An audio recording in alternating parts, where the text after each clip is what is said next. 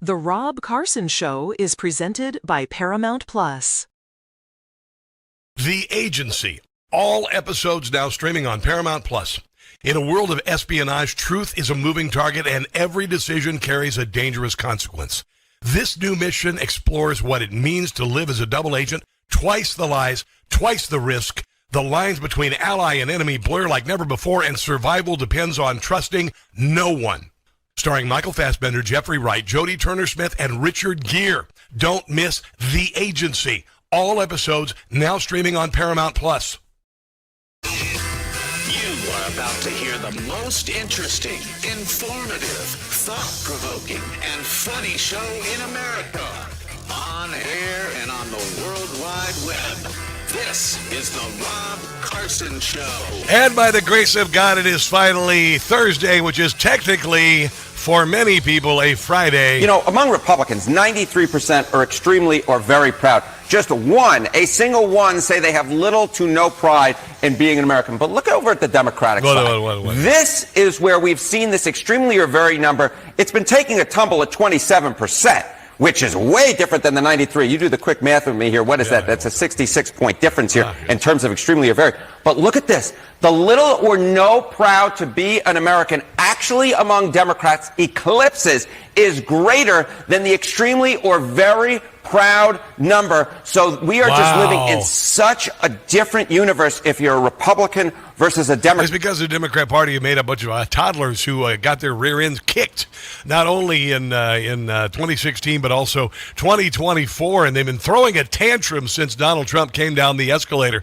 And guess what? We're kicking their butts. And they're lost. They're so lost. They're turning to Democrat socialism. They're dividing the party. They're turning to anti-Semitism. Oh, my Lord, oh, my Lord, oh, my Lord. So there you go. There you go. Welcome to the show. Please come inside. I believe it or not, we're going to jump into something very, very positive right now, because the great thing is, while the Democrats and the liberal media, the leftist media, sit outside the party and screech and howl and try to ruin things for us, we go on and completely ignore them. How does that sound? Let's do that. Last night, before the big victory, United States men's team over Bosnia-Herzegovina, a 2-point victory, by the way, 2-0. And by the way, there were probably 100,000 people down on the National Mall where the media said nobody is going because it's Donald Trump's 250th birthday party for America. You were wrong. But listen to this crowd.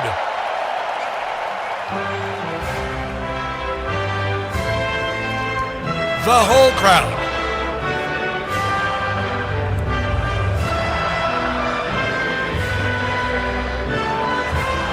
And none of the players are kneeling. Bright stars, there they are. I know.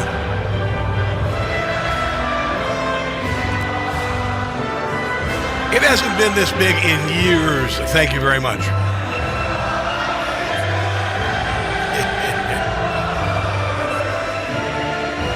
100,000 people there.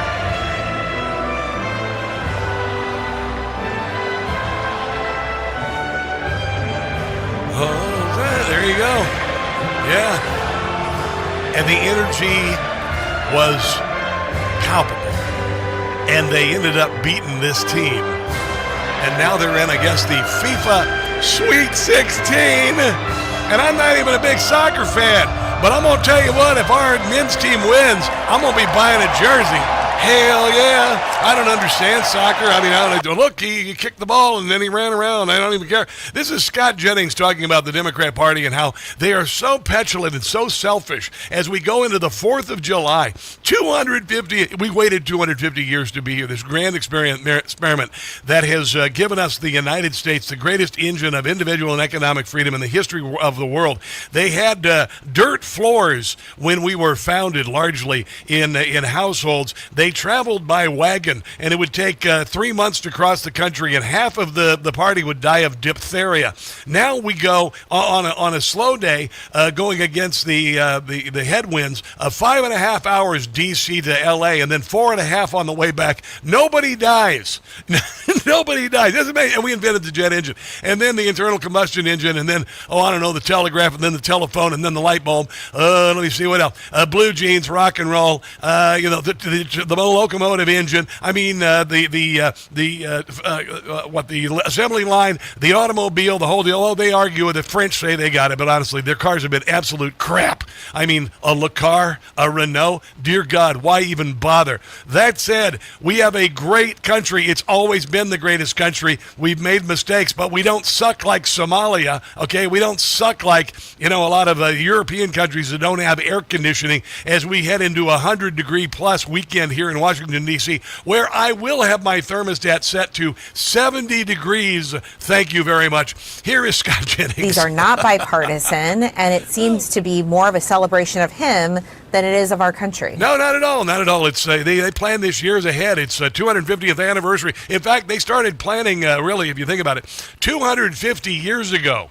Because if the country lasted that long, on its 250th birthday, you'd celebrate its 250th birthday. Scott, you were at the event today at the Roosevelt Library, which... Oh, yeah, the Teddy Roosevelt Library was dedicated. It was a little bit better than the Obama Library. They had the Rough Riders on horseback leading the beast. It was unbelievable. The library looks awesome. How do you think 250 is going compared to what the president wanted it to be?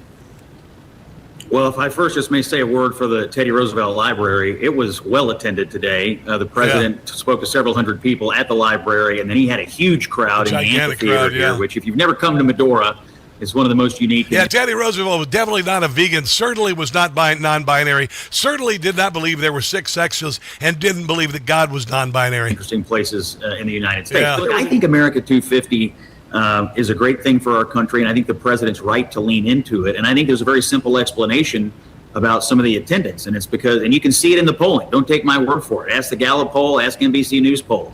We have a patriotism gap in this country. Yeah. Republicans love this country. They're patriotic about this country, and Democrats aren't. And we would fight and die for it, but we wouldn't die, actually. We'd win, and the other bad guys would die.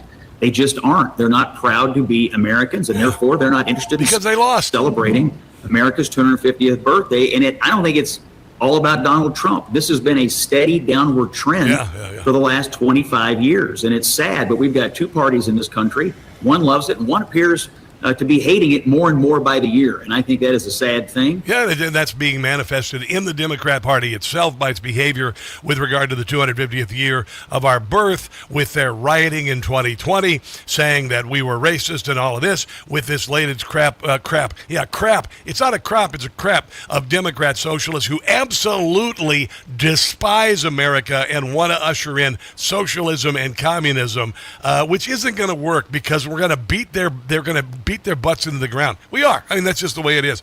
I want to go throw here. This is a little something because, again, for those of you who don't want to celebrate America, for those who, like, for instance, my ex-spouse and my friends who decided to disown me because of my politics, I have a little something for you. While you're, sipping lattes or whatever you're going to be doing this weekend, I'm not necessarily calling out my ex-wife, but certainly my ex-friends.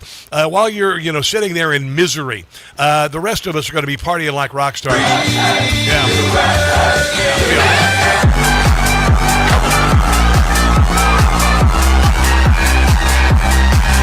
Hell yeah.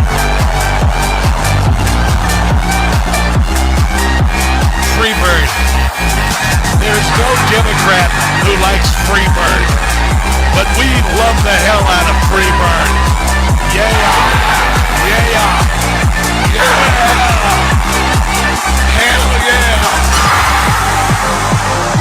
Oh, yeah, you want to hear something else? It's going to burn the Democrats' butts who hate America. After the game, after we beat Bosnia-Herzegovina last night in soccer, the U.S. men's team, furthest, I think, in World Cup history, and it's happening the 250th year of our birth as Donald Trump is the president, and the Democrat Party does a death spiral into hell with the Democrat socialists. After the game, they sang this song. Take me home, come on. To the place I belong. I love it. Mountain Mama, you don't want to be at the party. Stay home and be miserable, because the rest of us are going to overwhelm you with joy and patriotism and faith. And John Denver is smiling down from heaven, baby. Come on. Yesterday, I love it. The whole world was singing this song. The Scots were singing this song. It's absolutely amazing. Even old Bill Maher recognizes America is incredible. And finally, new rule, let's all give it up for soccer being the greatest sport. No. Not the game itself. That sucks. I mean, there's more scoring at a Star Trek convention. Oh, yeah. More scoring in my life. Holy hell.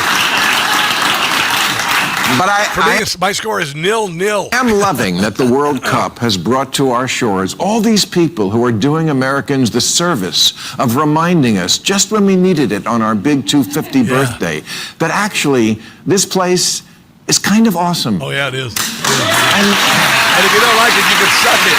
Yeah. We can't be more perfect than what's in your mind. We can only be more perfect than Belgium. Belgium.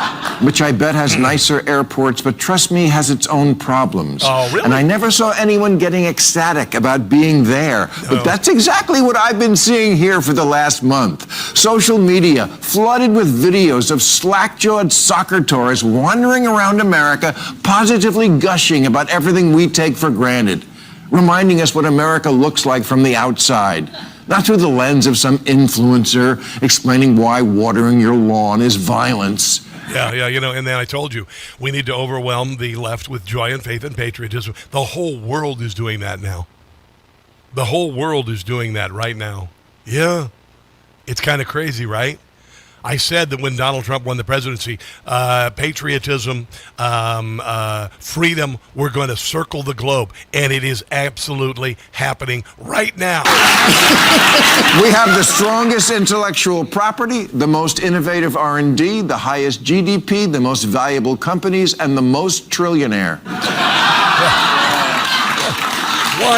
The first. Now look, maybe it's a coincidence, but I think it's something in the American system and character that we have the highest number of Nobel Prize winners and invented the light bulb, the telephone, the smartphone, the airplane, personal computers, and the party-sized bag of extra flamin' hot Cheetos. Flamin' hot Cheetos, come on. Happy 4th, everybody. Absolutely, 1,000%.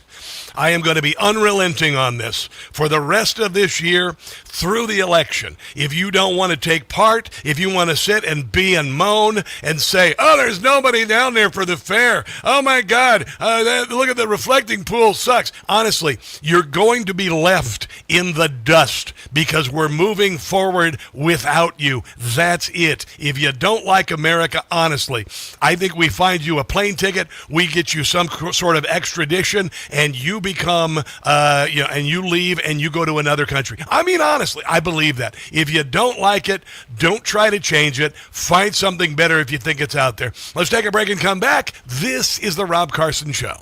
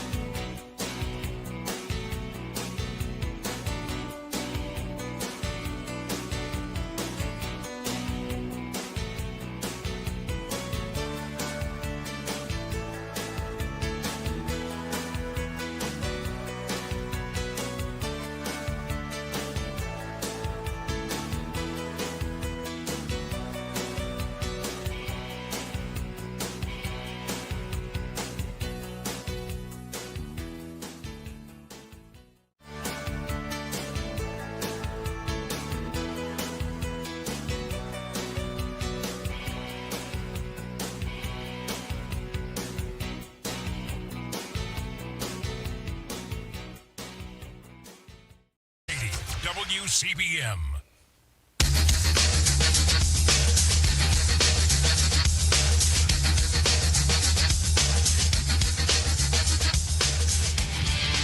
The Rob Carson Show podcast is everywhere. Go to newsmax.com/listen for details. It is a Rob Carson Show on a Thursday. I've been saying for years, America is a melting pot. It always has been a melting pot. The Democrat Party, they don't know history. They don't study history. They don't teach history.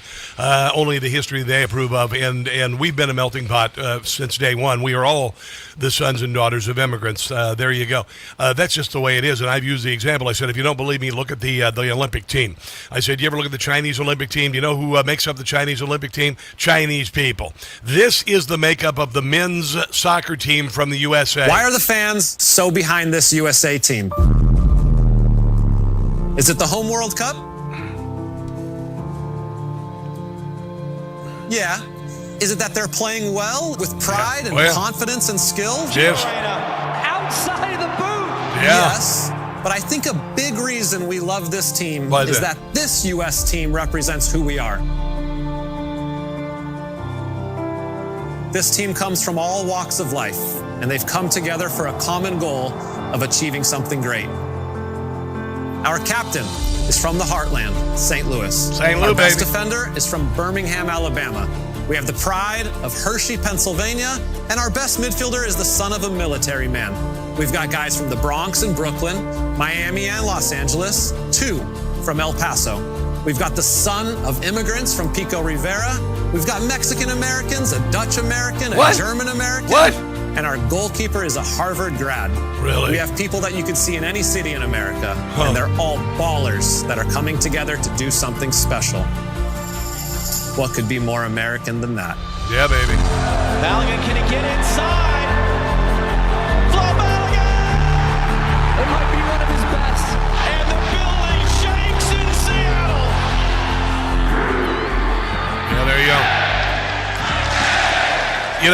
The Democrat Party and the left tried to destroy everything in our country the last 20 years, took the American flag out of the classroom, put up the Somalia flag in places like Boston, the LGBTQIA rainbow flag and all that, chased God out of the classroom, got rid of the Pledge of Allegiance, then spent the summer of 2020 tearing down our country, tearing down the statues and all of this, and we never stopped believing. We always soldiered on and believed in our country. When I grew up, this is what I was raised with. America was founded by the English, but also by the Spanish, Dutch, and French. Yeah. The principle still sticks. Our heritage is mixed, so any kid can be the president. Weird. You simply melt right in. It doesn't matter what your skin. It doesn't matter where you're from or your religion. You jump right in to the great American melting pot. The great American melting pot. Yeah, I know. Good ingredients, liberty and immigrants. Not hearing anything about America being built by slaves. Their language and their LGBTQRST. Till the soil help build the USA. That's weird. Go on and ask your grandma. That's like 50 years ago. What she has to tell. Talking about all the different people here. Great to be American and something else as well. That is just crazy. Lovely lady Liberty, come on. with her book of recipes and the finest one she's brought. What's that? The great American Melting pot. The great American Melting pot. The great American melting pot. Yeah, and 50 years later, we have a spoiled child who is $250,000 in debt, has spent 12 years in college, and made $30,000 last year. And she just won a primary for Congress in Colorado. We will not wait to take the fight to Donald Trump and the oligarchy. We will not wait. We will not wait to abolish ICE. We will not wait to put an end to the politics of the past, to get big money out of our politics, and to reject corporate PACs and APACs. And no Yeah, how about shut the hell up, you child? You know nothing. Jim Gossett. John Denver. Colorado, they just voted for an anti-Semite. Kiros is her name. Yeah, we got to beat her in November. October 7, she will not condemn. Melot Kiros clearly has no shame. Homeboys, hillbillies, and Hebrews. Says that Hamas has her full support. A firebombing she won't criticize. I know, she's psychotic. Melot Kiros told us that she believes with Israel we should cut all ties. We're going to destroy them. These Colorado voters must be high. That's got to be it. That must be their alibi. The reason they support her, they can't tell you why. No. Voters must be high in Colorado. Voters must be high. Yeah. Or they're just spoiled, entitled children. And just because you're the young generation doesn't mean D word for Richard. We're in control. Yeah, and we're better armed intellectually and physically. So there you go. Yeah. Oh, and then the September 11th anniversary, 25th anniversary happened this fall, 250th year of our birth. It's not lining up well for karma and the Democrat Party. Michael Charbon joins us next. Don't go anywhere.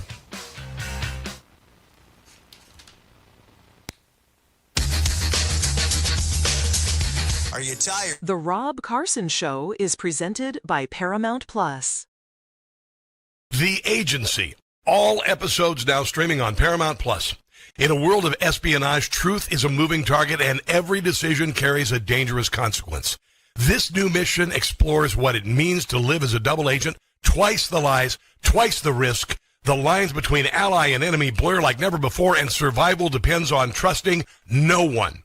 Starring Michael Fassbender, Jeffrey Wright, Jodie Turner-Smith, and Richard Gere.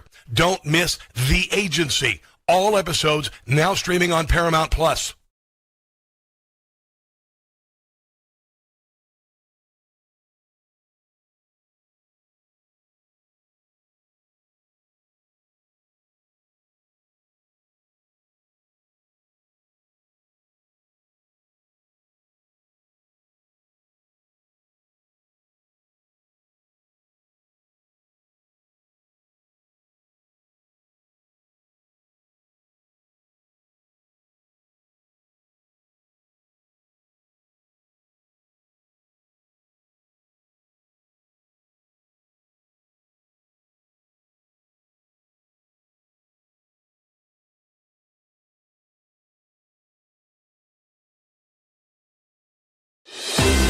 Hi, it's Tony Marino, host of the super popular Newsmax Daily Podcast, a rundown of the day's top headlines and top highlights of Newsmax shows and interviews you may have missed, plus some sports, stock markets, and even some yucks, all packed into about 20 minutes. Search for the Newsmax Daily with me, Tony Marino, on your favorite podcast platform, and check out our entire lineup of great podcasts, including Greg Kelly, Rob Carson, and Jerry Callahan at newsmax.com/listen. Hey guys, it's Carson for Ghost Bed. Do you really want another summer like last summer, barely sleeping because you were too hot all night? People blame summer heat for bad sleep when it really may be their mattress trapping heat. And if you already sleep hot, summer only makes it worse. That's why I switched to Ghost Bed. Helps keep you cool all night, no waking up sweaty, tossing and turning, or throwing the covers off at 2 a.m. Cooling tech is built into every mattress. It's not some expensive upgrade you have to pay extra for. Hot sleepers are some of Ghost Bed's happiest customers. Read the reviews. You get incredible support, less stiffness, deeper sleep, more rested mornings. I got my Ghost Bed about 6 months ago, and it changed my life. Ghost Bed gives you 101 nights to try it at home. You can sleep on it all summer long and feel the difference for yourself. How many more summers are you going to waste on bad sleep? Ghost Bed is currently having their 4th of July sale, offering my audience an extra 10% off. Go to ghostbed.com/Carson. Use the promo code Carson. That's ghostbed.com/Carson, promo code Carson.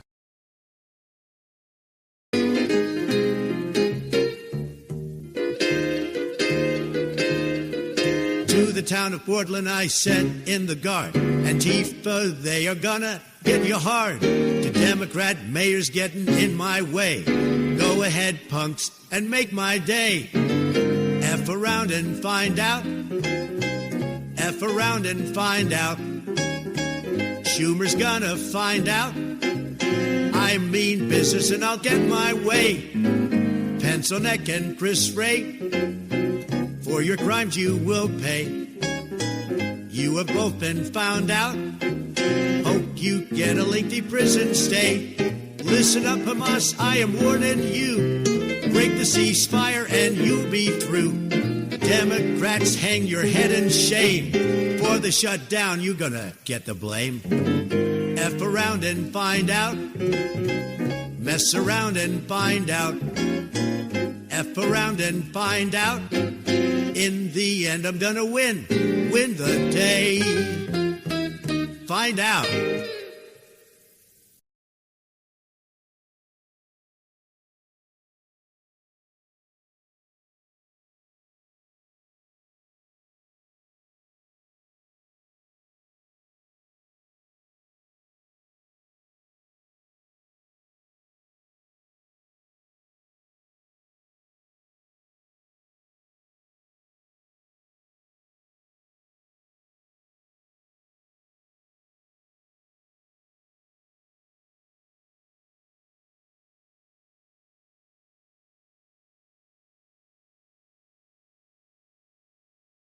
Now back to the Rob Carson Show, presented by Paramount Plus.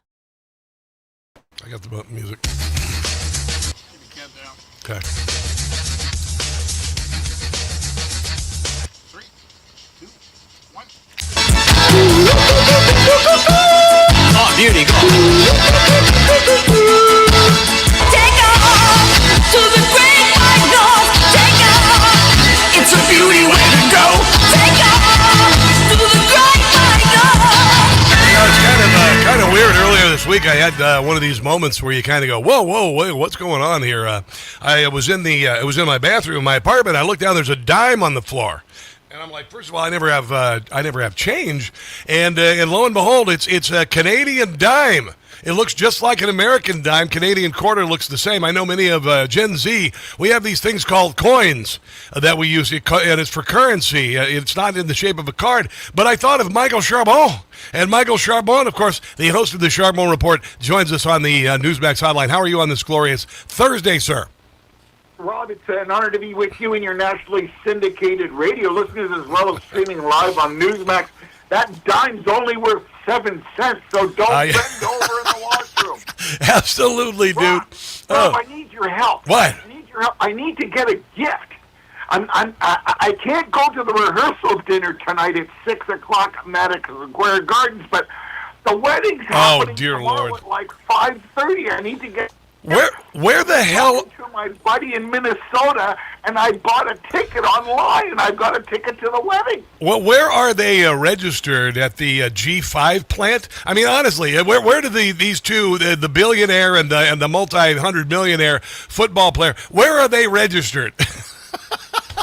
They're probably registered at a bank. At Boeing. But I kind of miss the engagement on top of the Empire State Building. Oh, dude. I thought when the two of them were French kissing on top of the antenna, it would have been an electric experience, but I understand they're being charged. They are being charged with felonies. You know, I don't know. I appreciate a big proposal. I really do. But it does put a hell of a lot of pressure on the man. And this guy doesn't exactly make things easier for the rest of us, you know? Yeah, well, you know, I did it with a limousine and a good dinner, and you feel you put everything forward. But can you imagine that there's been a couple of things at stadiums where they did that, and it was a ruse where the lady said no to the guy? Oh yes. Yeah, it happened to me 6 times before one finally bit. No, I'm just kidding. Actually, but you know what we did. Here's what I did, and I'm kind of proud of it. Of course, it ended up in failure 28 years later. But here's the deal. we were going on a trip to go skiing, and I got us bumped up to first place, and I got the captain to do it, the pilot of the plane to do it, and he got on the air and he said, "Ladies and gentlemen, I got a special couple on the plane," and anyway, I got down on my knee and he asked the question, and the whole plane exploded in applause and everything, But now we got people doing it on top of the Empire State Building, so I feel like a piker. And a piker. Yeah, and by the way, if I do it again, and I'm not going to, but if I did, it would not be that big a deal. You know, Rob, if you find the right girl, you will. Yeah, no, I don't think so. All right, so... This one guy said to the other guy, he says, I've been married 3 times. I said, 3 times? Yeah.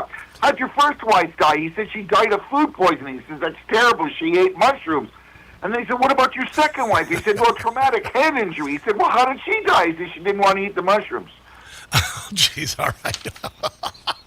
All right. That's a joke, well, it's kind of insensitive. It's kind of sexist. I'm sorry, Could Rob. be racist or homophobic. I don't even know. Let's talk about what's going on in Canada, the national holiday celebrating the 1867 Constitution. You guys are celebrating your not Independence Day, but the creation of the country. 159 years old. Is that it? Yeah, I mean, we're still junior to you, yeah. But I mean, we did have to repatriate our Constitution from the United Kingdom with Katy Perry's future father-in-law, who's no longer with us, Pierre Trudeau. He went to Queen Elizabeth and said that he wanted to reconstitute our Constitution. So in 1982, we brought it back. But we had lots of celebrations, but I think we're going to be absolutely dwarfed with what I'm seeing is going to happen with you guys in the States. I mean, when we have a flyover, it's mosquitoes in northern Ontario. Absolutely. But, let me ask you this. Does one half of your country, does one political party hate your country as founded and want it to become communist? Well, you see, we're 40 million people, and we have 6 political parties. Gotcha. You guys are almost 400,000. You have 2 political parties. We have much more balance and hatred. Yeah, we're divided. I think it's very positive, though, and I do mean this, that the Democratic Socialists are moving in, and you've got half of the Democrat Party who are down with that, and then half are just too terrified to speak about it. So I think it's going to bode very well for the Republican Party. We were going to win anyway in the midterms. I know I shouldn't say that, but yeah, because the Democrats have nothing to run on. Yes, I can. I absolutely can, because I'm right about everything. That's just the way it is. At least that's what I told my wife, and maybe that's why she divorced me. No, I have a good record of success, and the Democrat Party has nothing good to run on at all, and they're awful and evil people. That said, you had mentioned that you think this ID for voting in Canada is that we have a one party who doesn't want ID for the reason of getting people who aren't eligible to vote to be able to vote. But in Canada, you guys require the ID. Absolutely. You can't do, I mean, I'm not going to go through the litany of things that you have to do, like getting into the Obama concrete block. You still have to show ID in Canada. Yeah. You have to show ID. You have to be on a voters list. Oh, my Lord. And you have to show your ID even though you appear on the voters list, because it maintains that your identity is who you are. And when you have the situation in the States where you have such great conflict about mail-in voters, we call it absentee voting. Yes. But why would you not demand to have ID? Well, wait, hold on a second. I had no idea that Canada was so sexist because women cannot get an ID, especially after they get divorced. Democrats don't think women can survive without men in their lives. And it's racist, obviously, that because black people who live in Canada, I think there might be 3 of them, they can't get an ID. That's the way it is. So you guys are just white supremacist and sexist up there. I can't believe, and you know what? It's so interesting. A woman who, I love the way you throw your 7 Canadian cents that you found in the washroom at me yet again in my feet. I don't know. That's such a silly example that the Democrats are saying. I know. All the women who were married and had their names changed are on the voters list. I mean, give me a break. They don't know what else to say because you're deporting all their mass ballots, and now all this, 350,000 Somalians and Syrians? Yeah. I mean, Come on, guys. Yeah. Who do you think is voting? I would, I'd love to see the reaction if I told my now ex-wife, honey, I don't know how you're going to get along since we got a divorce, how you're ever going to vote. Because, actually, she never took my name, so that's... She never did. Yeah, I wouldn't blame her either. Listen, we got more with Michael Charbon on the other side of the break. Michael Charbon, the host of the Charbon Report. Michael A. Charbon on X. Let's take a break and come back. This is the Rob Carson Show.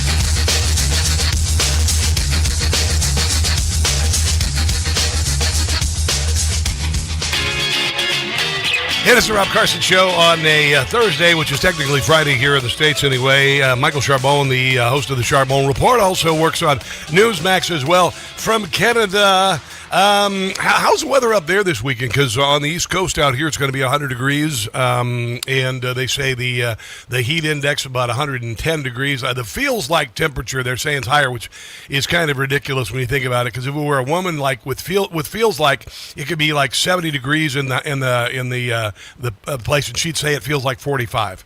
You ever notice that? It's very hot up here. Is it really? It's very hot up here. But I was going to say, Rob, interestingly enough, do you realize that Donald Trump has motivated patriotism in Canada? Really? Well, tell me.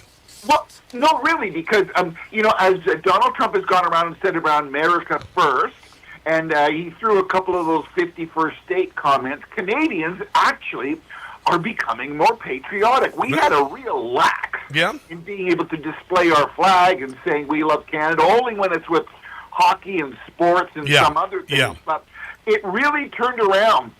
You went around and saw communities there's more Canadian flags, and what many people are attributing that to was Donald Trump motivating Canadians to stand up for Canada. So, he's actually done a great thing for Canada. He's made us more patriotic. Maybe he's like that stepdad who gives you tough love and kind of gets your act straightened around. No, I think most Canadians think he's like that drunken uncle that you put on the couch after and hope he falls asleep. That's Doug Ford. What are you talking about? Yeah. You know what? I'll say one thing about Doug Ford. Doug has done more television, more media, and more stuff in the United States to help the Canadians' position than Mark Carney or any of his bagel of bumzos are. Because what he did a thing with Josh Shapiro in Pennsylvania, because so much of the northern grid of electricity is supplied by Canada. Yes. And him and Josh Shapiro, who is potentially the next Democratic presidential nominee for the Democrats, but he made a deal with them. And that's the kind of thing you need to do, and that's what's lacking in the current Liberal government. Or it's a conservative, of course. Yeah, now you were talking about Kuzma. Tell me about Kuzma. Canada, U.S., Mexico. What's going on with this? Well, so there's still 232 tariffs that are between us that is going to really start to negatively affect both sides of our borders. Yeah. And what basically has come out from the United States is saying that they're not going to renew it, they're just going to roll it over. Okay. There was a thought that if Kuzma was going to be renewed, it would be renewed for 16 years, but they're not. They're just going to kind of leave it the way it is and review it on a yearly basis. But the problem is that there are economics on both sides of the border that are going to be negatively influenced by this because we have such a tied-in trade relationship. So I think it's an unfortunate circumstance, Rob, that we haven't been able to make a decision on this. Gotcha. Well, I know that soccer fever really has caught on here in the States, and the U.S. men beat Bosnia-Herzegovina. In Canada, do you guys kind of have an even split with regard to Canada, France, England, as far as your international hockey teams or international soccer teams are considered? We have somewhat of a melting pot. Our multicultural aspects are a little more diverse, where we celebrate a little bit more diversity. But I mean, Canada's soccer team has done well. We have another game coming up. I think it's Saturday. Yep. And we're also in the knockout round. So, hoping for the best. I think we've done well. I was really impressed with your American team, and I have to say it was so lovely to have you put that clip of singing the national anthem. Yeah. It is such a refreshing scenario when you switch away from MS Now to see a soccer game where Americans are standing up supporting Americans. It's kind of like that's what NASCAR and the NFL has done. So God bless America for that, and happy birthday to all you guys. You really deserve it. You didn't get the 250 because you didn't know what you were doing. Well, the thing I'm enjoying about this is I think it's providential, Michael. I'm a believer in God, and I think right now we are in the throes, and we have been in the throes, the entire world of good versus evil, and I think good is beginning to put evil back on its heels. And a lot of things that are happening here are pretty remarkable. You've got the World Cup here, 250th anniversary of America. If Kamala Harris were in charge, the border would still be open. The United States Capitol would still be a crap hole, and then people would be sitting during the national anthem. And I think it's a glorious thing to see people come over here and just go, we've been lied to about America. And the problem is we've also been lied to about America from the leftist media, MS Now and whatnot. And I really do believe in my mantra, is overwhelm the left with joy, faith, and patriotism. And that's happening worldwide. And it's nice that so many people are coming here, having biscuits and gravy, going, holy hell, going to Buc-ee's, going through a neighborhood and having people welcome people to come up and sit on the porch and hang out. We are a remarkable culture and a remarkable country, and I believe it's serendipitous that so many people are coming here, seeing it, witnessing it, going, holy hell, and going back to their countries and saying, you know what, maybe we need to be a little bit more like America. Yeah, no doubt. And I think one of the poignant things that you said in your opening, Rob, is you said it was amazing to see the American soccer athletes during the national anthem and nobody was kneeling. That is a very powerful statement that has a lot of stuff packed into it.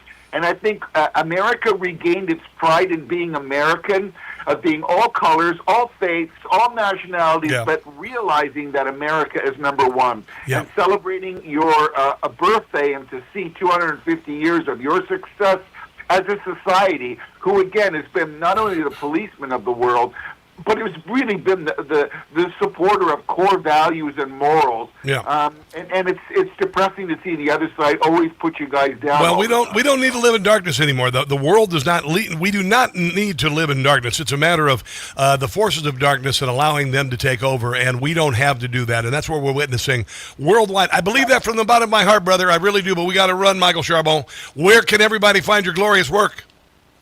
I just got to say, it's voices like you, Rob Carson, that make the difference. MichaelACharbon.com and on Facebook and LinkedIn. Thank you, Rob, for you and your listeners, and happy birthday, America. Hey, if you get down here, I'm going to give you a royal tour of Washington, D.C. I promise you that, okay? I'll bring my 7 cents. All right, please do. All right, let's take a break and come back. This is the Rob Carson Show.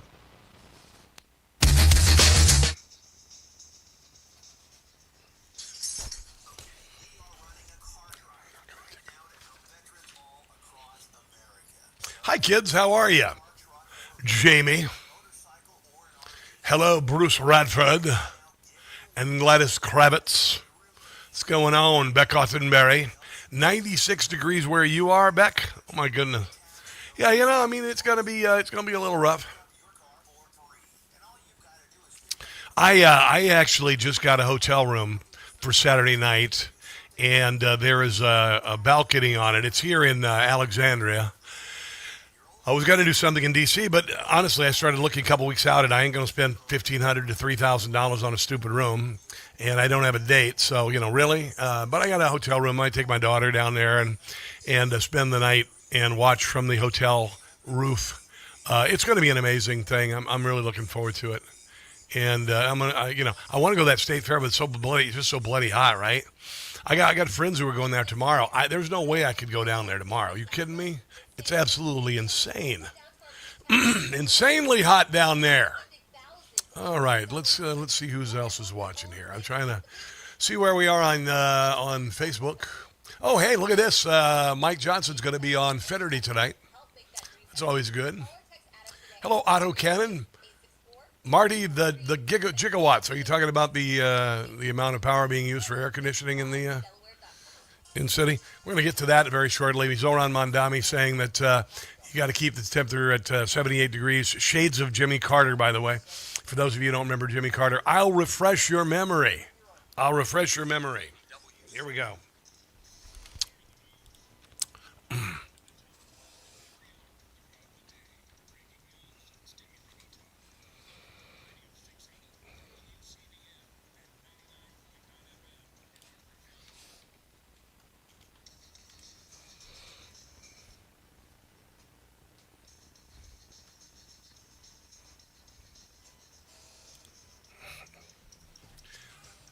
Come on. My theme song.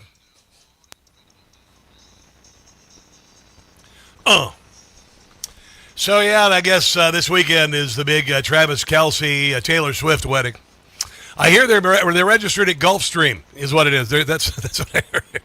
Register at Gulfstream. There you go. Because they're billionaires and all that stuff. And you know what? That's great. Have fun. You know, I'm really happy for you. Enjoy marriage. I wish you the best. I have no problem with marriage. I think marriage is wonderful, and I hope it works out for them. I really hope it does.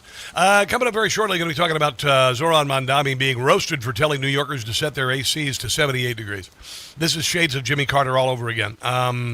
And they got rid of air conditioning places like France, and right now more people die in France in the summer than gun deaths in America, even in Chicago. I know, because they're so stupid and they think that literally France on the worldwide stage is the size of a fingernail clipping, and getting rid of air conditioning does nothing to the climate, but not having it kills a whole lot of people. There you go. Speaking of which, staying cool at night, my ghost bed does it. You want to hear something weird? I get hotter when I sleep on the covers than when I sleep under the covers. That sounds weird, right?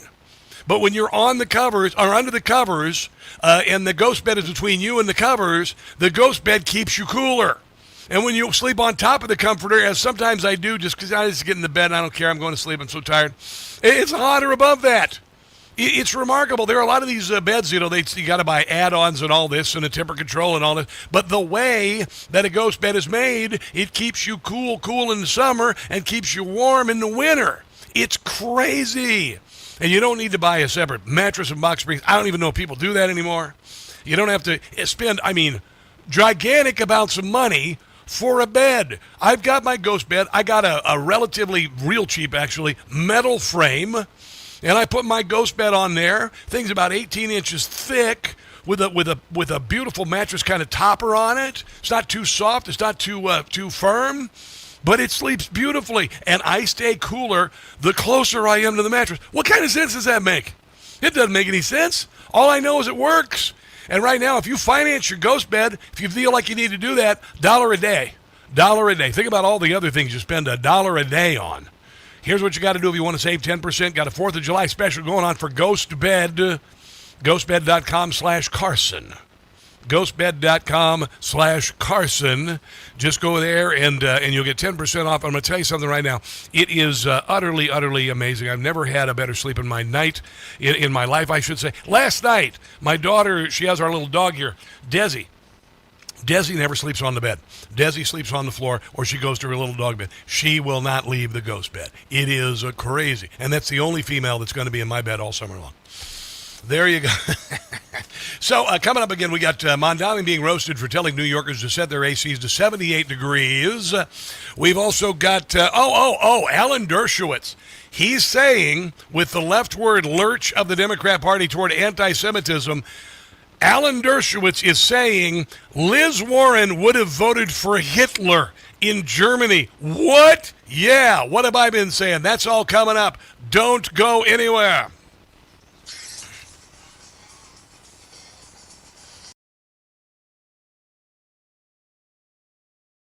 The Rob Carson Show is presented by Paramount Plus.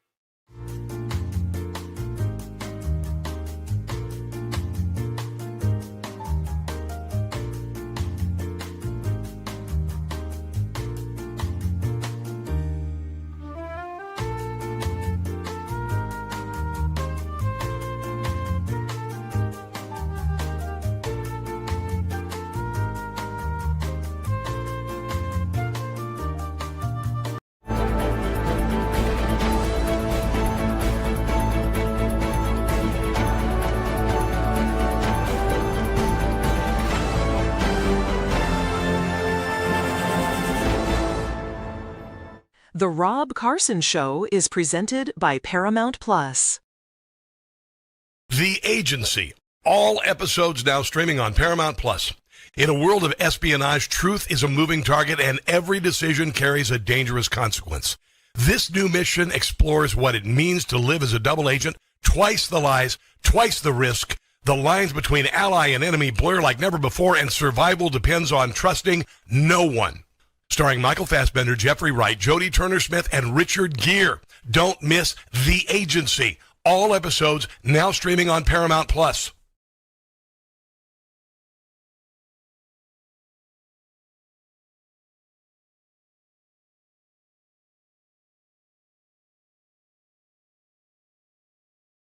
Funny show in America. On air and on the World Wide Web. This is the Rob Carson Show. Hello, it is the Rob Carson Show. It's Thursday, kind of technically Friday. For those of you who are working this weekend, thank you for doing that. Trust me, I've worked many a holiday weekend.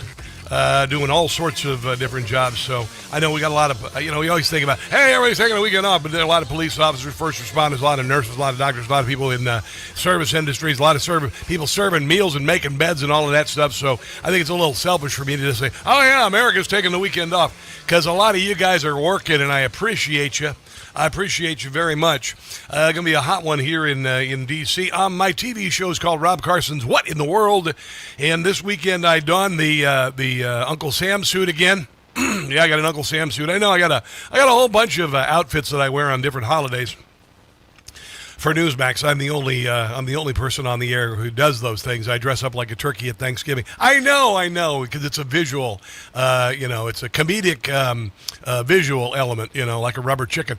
But if you get a chance to watch the TV show, it's quite funny. I've already been told by my producer, and they never say that's a good show. They never do. I don't know what it is about people in television. They never want to give you too much confidence, like, hey, you're doing a great job. Or this show is really funny. But they were like, oh, yeah, it made me laugh. I'm like, oh my God, really? Well, it must be damn funny then. So just go to Newsmax. It's on Saturday, which is Independence Day at 3. And then Sunday night at 8:30 on Newsmax. Download the Newsmax app if you would. You can watch it on YouTube TV. It's, I think, $3.49 on satellite television. Go to newsmaxtv.com if you want to watch Rob Carson's What in the World?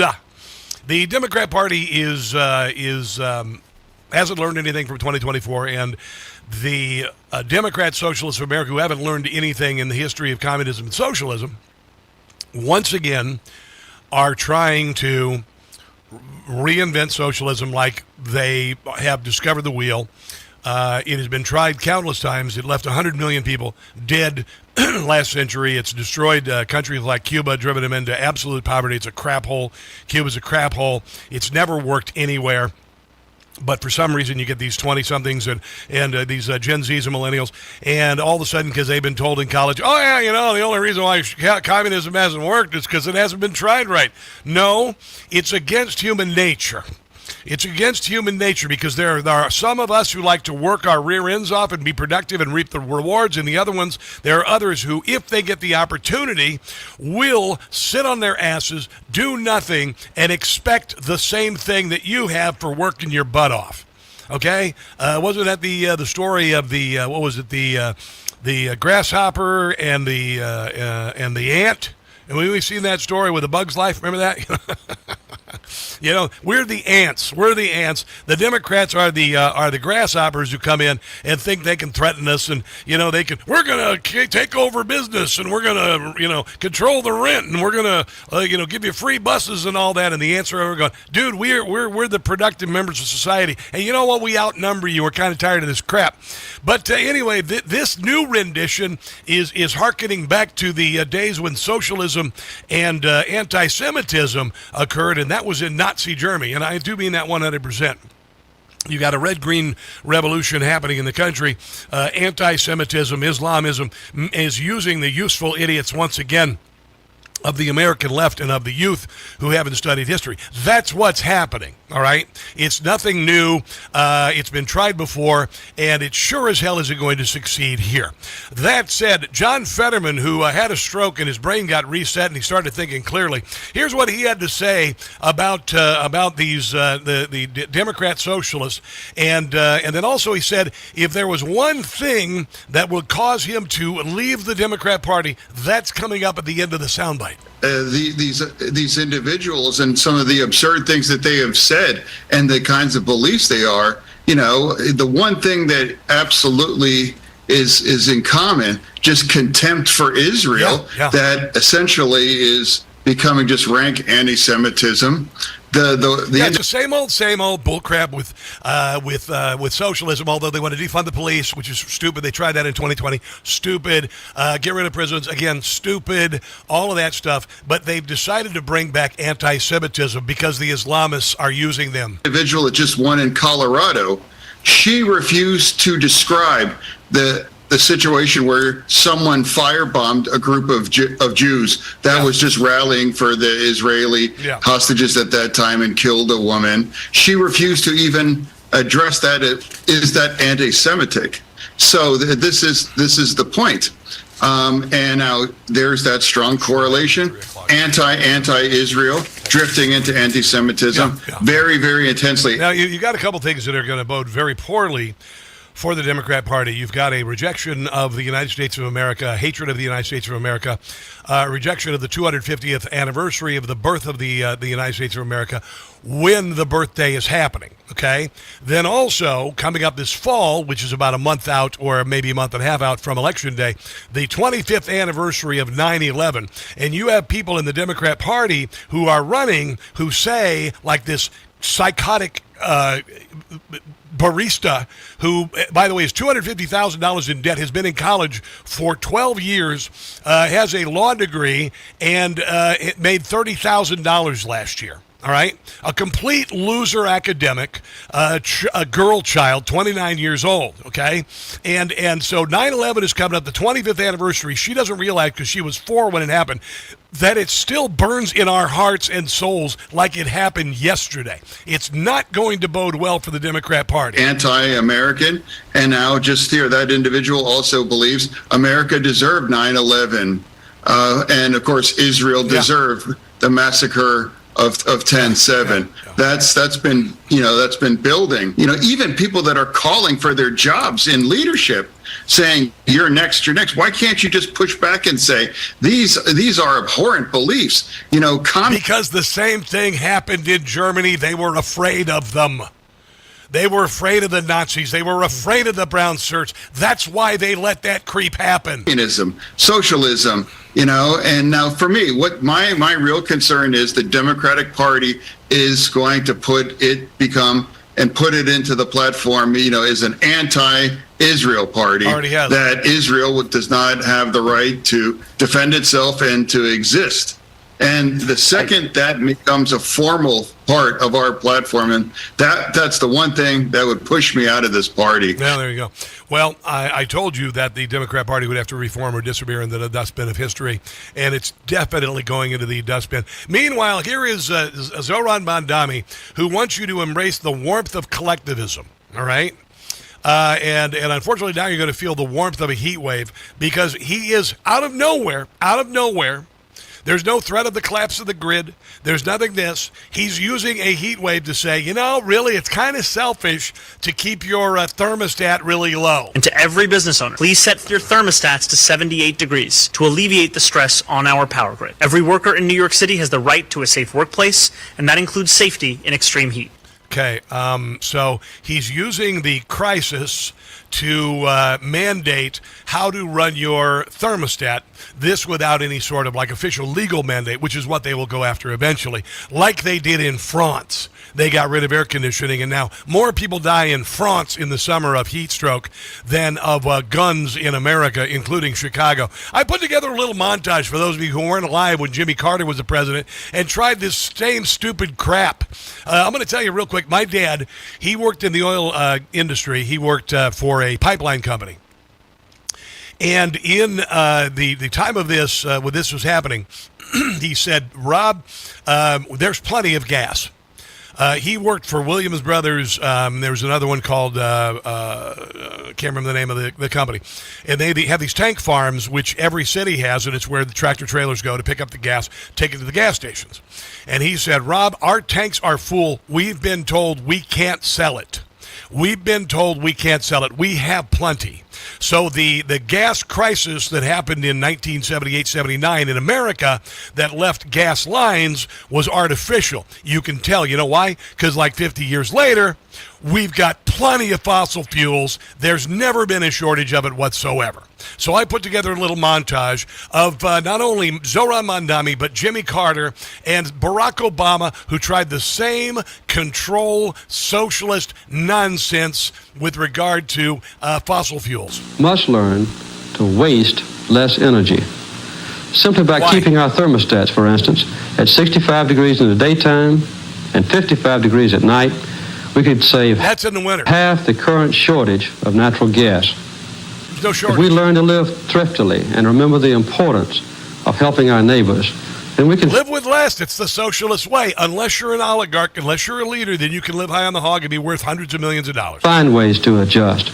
We can't drive our SUVs and eat as much as we want and keep our homes on 72 degrees at all times, and whether we're living in a desert or we're living in the tundra. Why not? And then just expect that every other country is going to say, okay, you guys go ahead and keep on using. Who cares? 25% of the world's energy, even though you only account for 3% of the population, and we'll be fine. Don't worry about it. That's about communism. That's not raising all boats. It's lowering the successful. That's not leadership.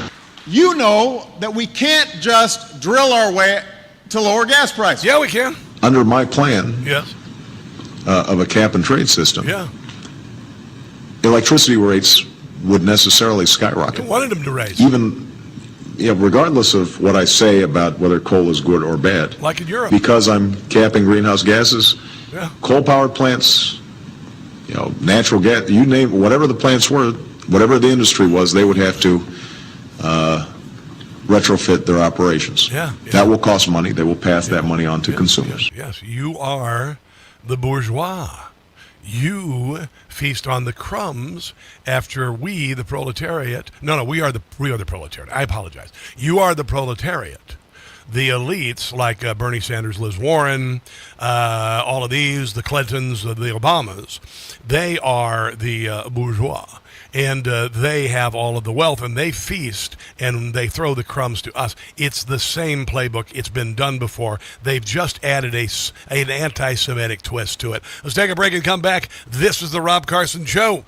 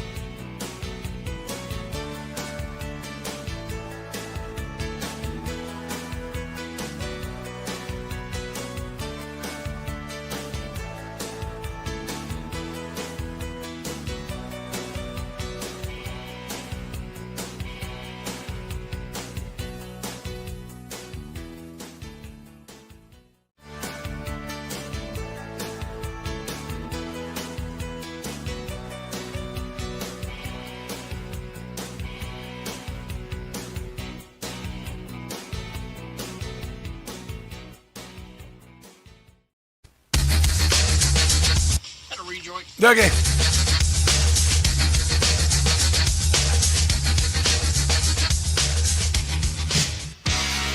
Donald Trump's election.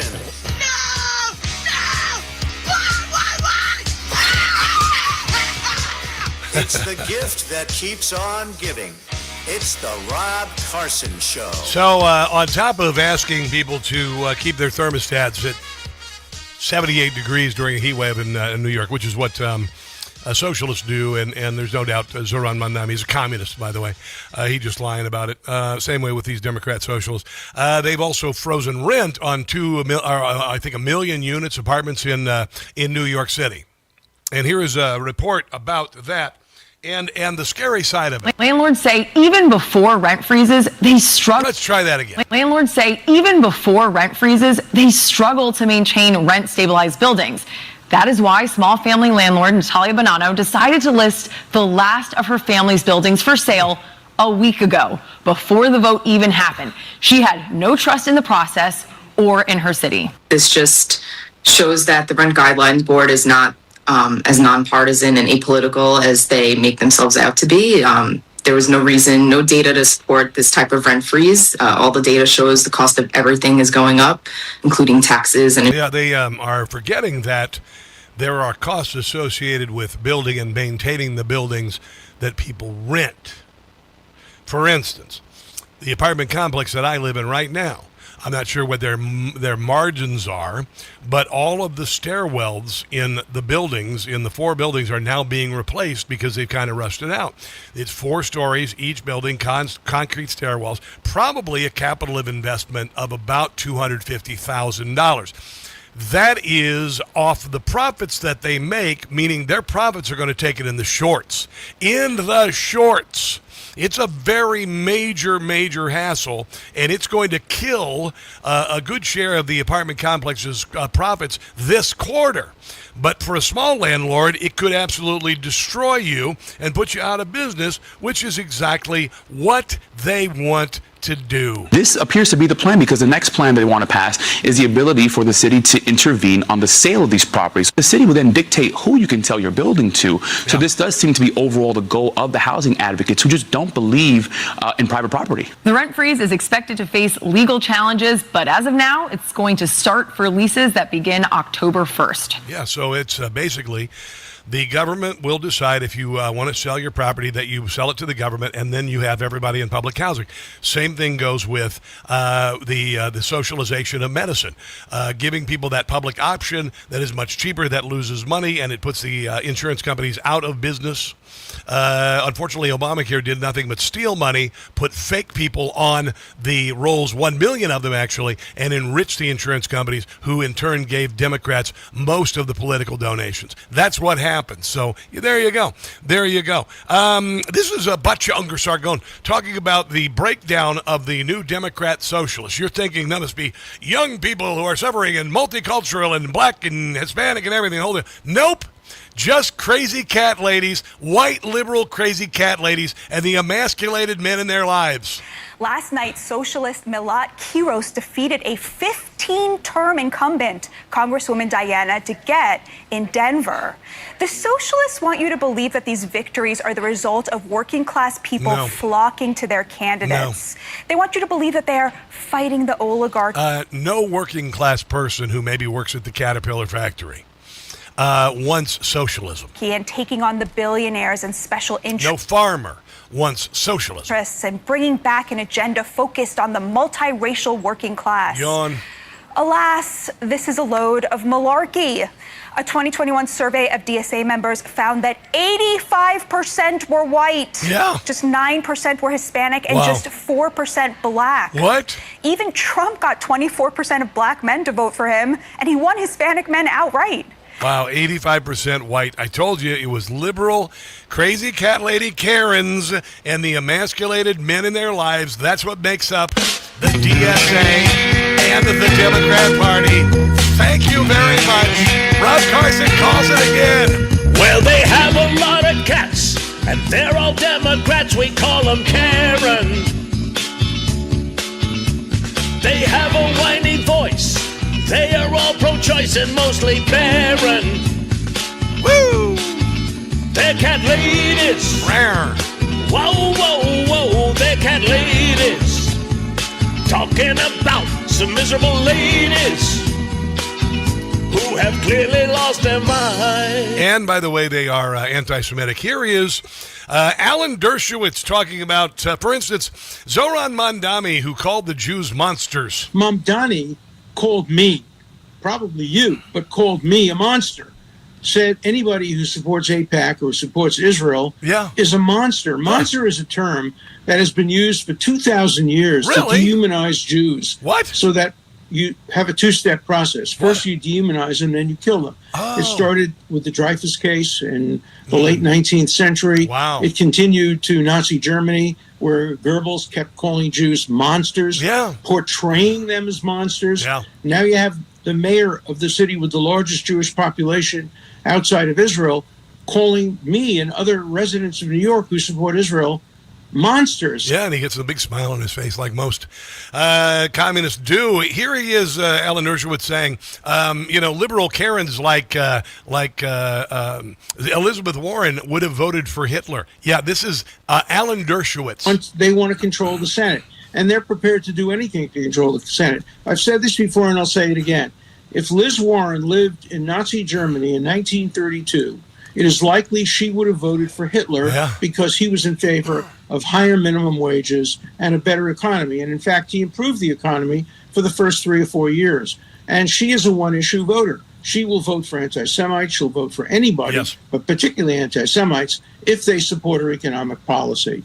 And that's what's happened to the Democratic Party. Yeah, this is what we are seeing with Graham Plattner. They are willing to overlook the Nazi tattoo, the kick profile, the abuse of women, the saying a Purple Heart winner should have been murdered, the fact he is a communist, the fact that he is calling for socialized medicine. They don't care. They just want to regain power. And they're going to get eaten alive by these people if they do. It happened back in the 30s in Germany, but it's not going to happen here because homeboys and hillbillies and Hebrews ain't going to let it happen. Joining us, Ashley Davis, GOP strategist, keynote speaker, awesome person on the other side of the break. The Rob Carson Show is presented by Paramount Plus. The Agency. All episodes now streaming on Paramount Plus. In a world of espionage, truth is a moving target and every decision carries a dangerous consequence. This new mission explores what it means to live as a double agent, twice the lies, twice the risk. The lines between ally and enemy blur like never before, and survival depends on trusting no one. Starring Michael Fassbender, Jeffrey Wright, Jodie Turner-Smith, and Richard Gere. Don't miss The Agency. All episodes now streaming on Paramount Plus.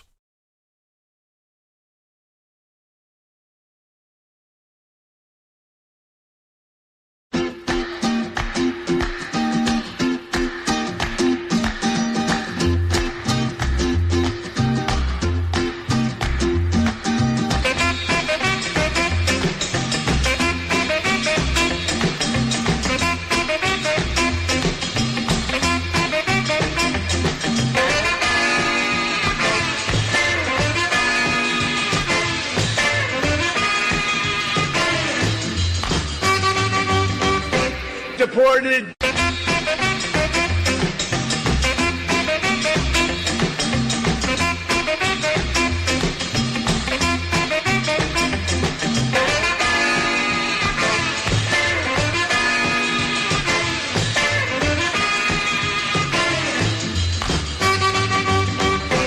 Deported.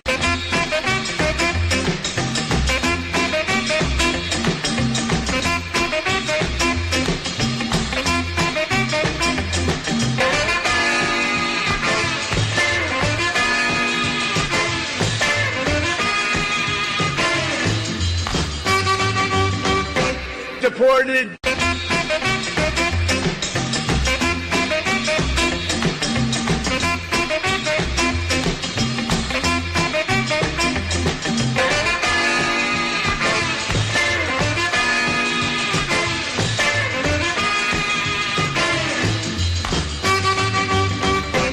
Get him out. Ready? Are you ready? Get him out of here. Get him out of here. Get the hell out of here.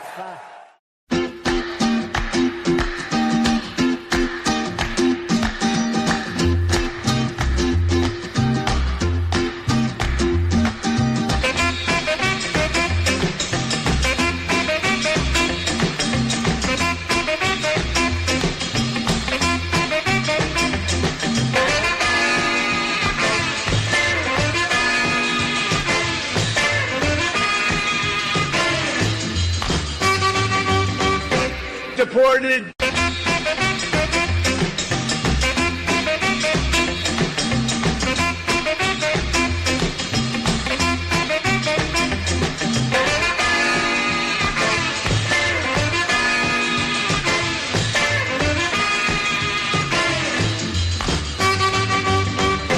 Deported.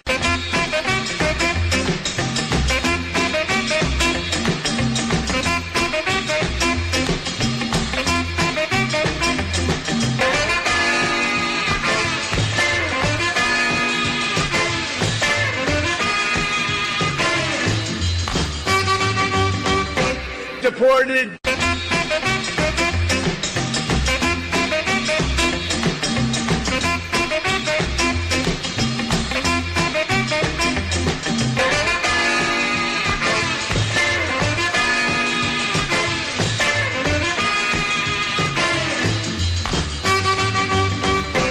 Get him out. Ready? Are you ready? Get him out of here. Get him out of here. Get the hell out of here.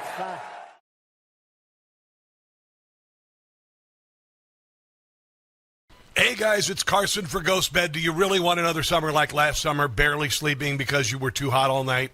People blame summer heat for bad sleep when it really may be their mattress trapping heat. And if you already sleep hot, summer only makes it worse.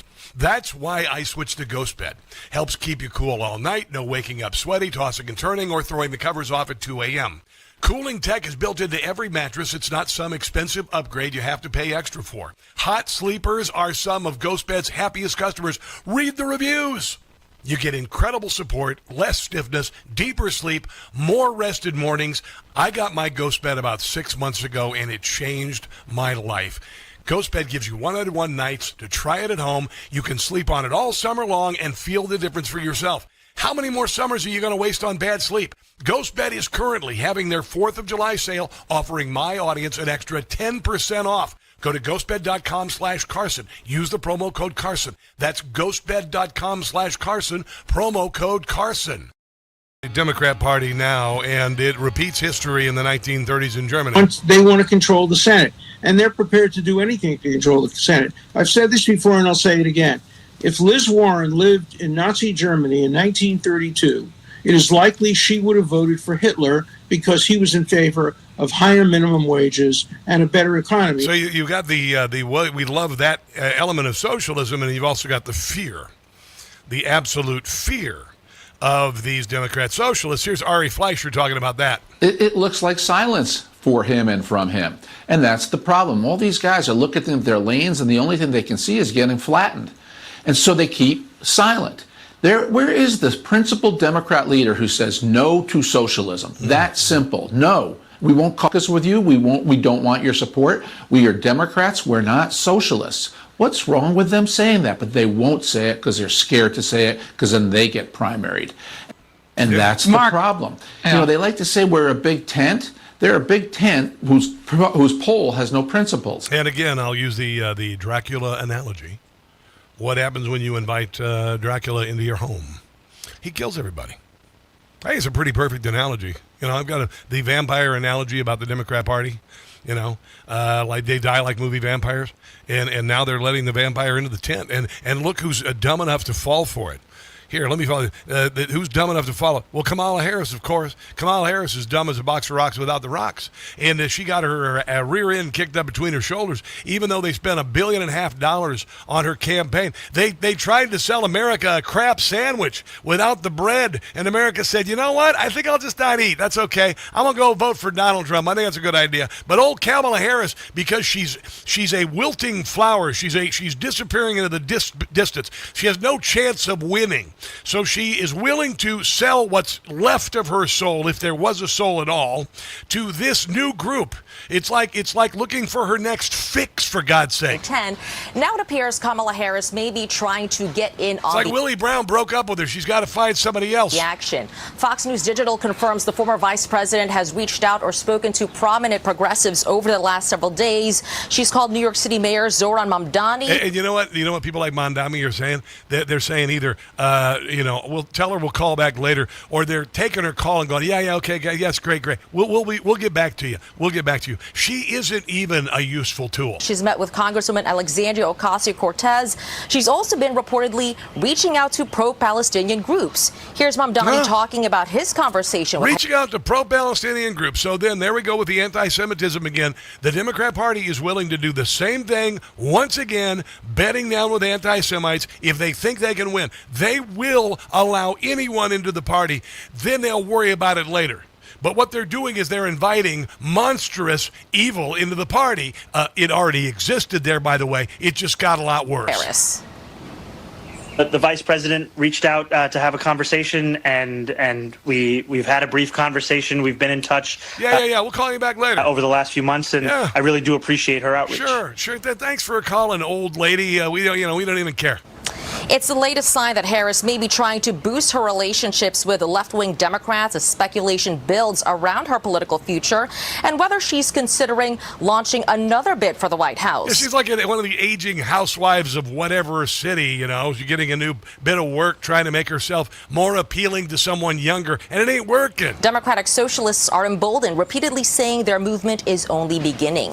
Yeah. After Donald Trump won the presidency a second time, my first instinct wasn't to run myself. It was that we would need to run somebody.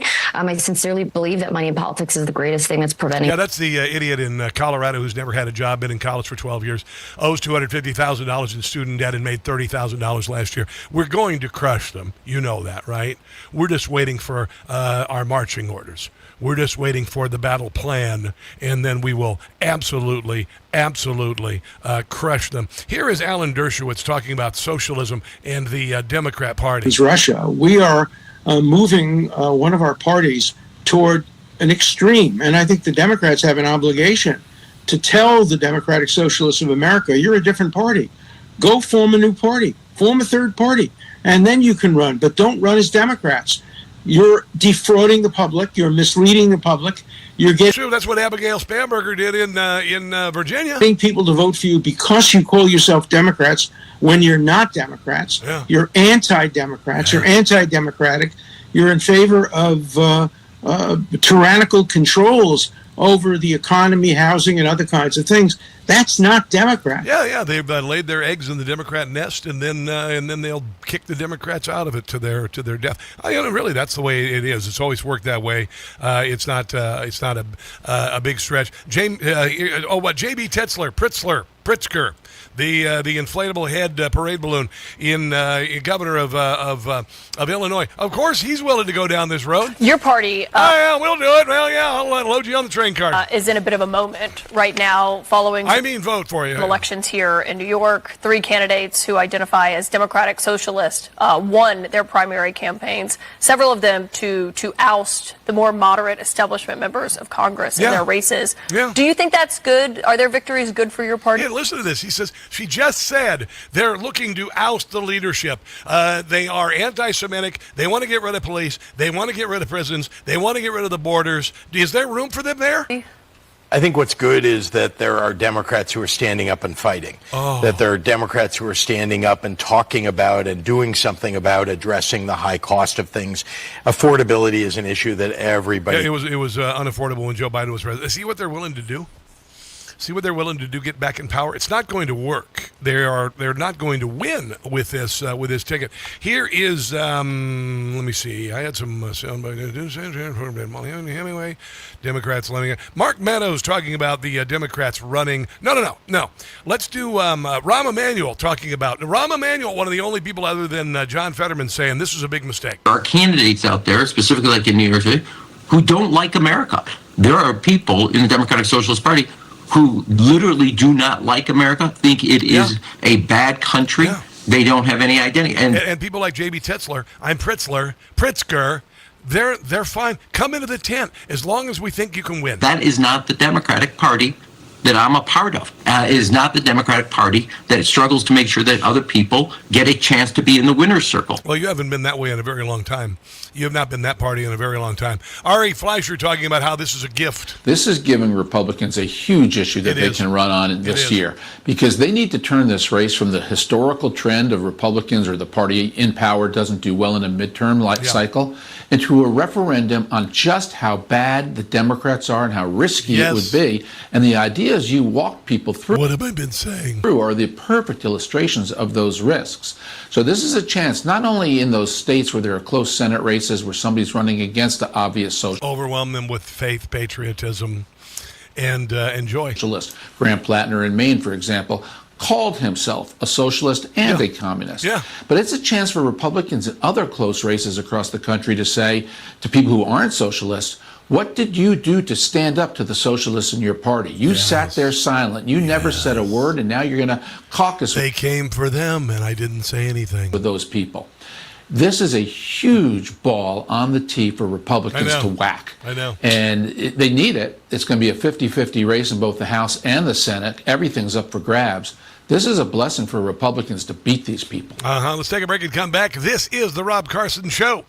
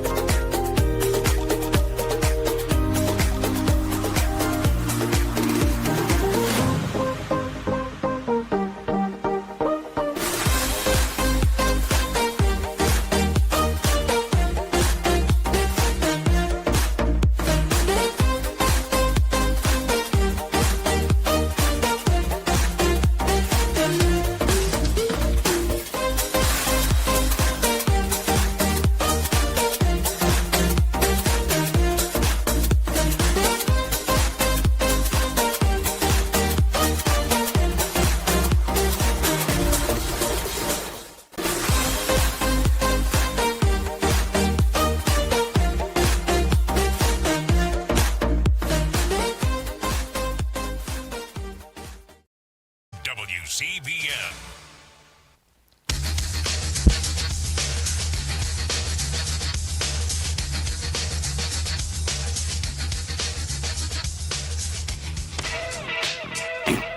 Their message is about affordability? Well, yeah. When you don't have a real job, life's unaffordable. Maybe she should have thought about that before she yelled Free Palestine at her law firm. When I was 29, I had an affordability crisis. Yeah. Most people at that age do, but hard work pays off. Being a college student into your 30s and then saying the system's rigged is bull. Yeah. How does she even know it's rigged? She hasn't even worked in the system. Talking about Milat Kuros, the person who won a primary, the Democrat Socialist in Colorado.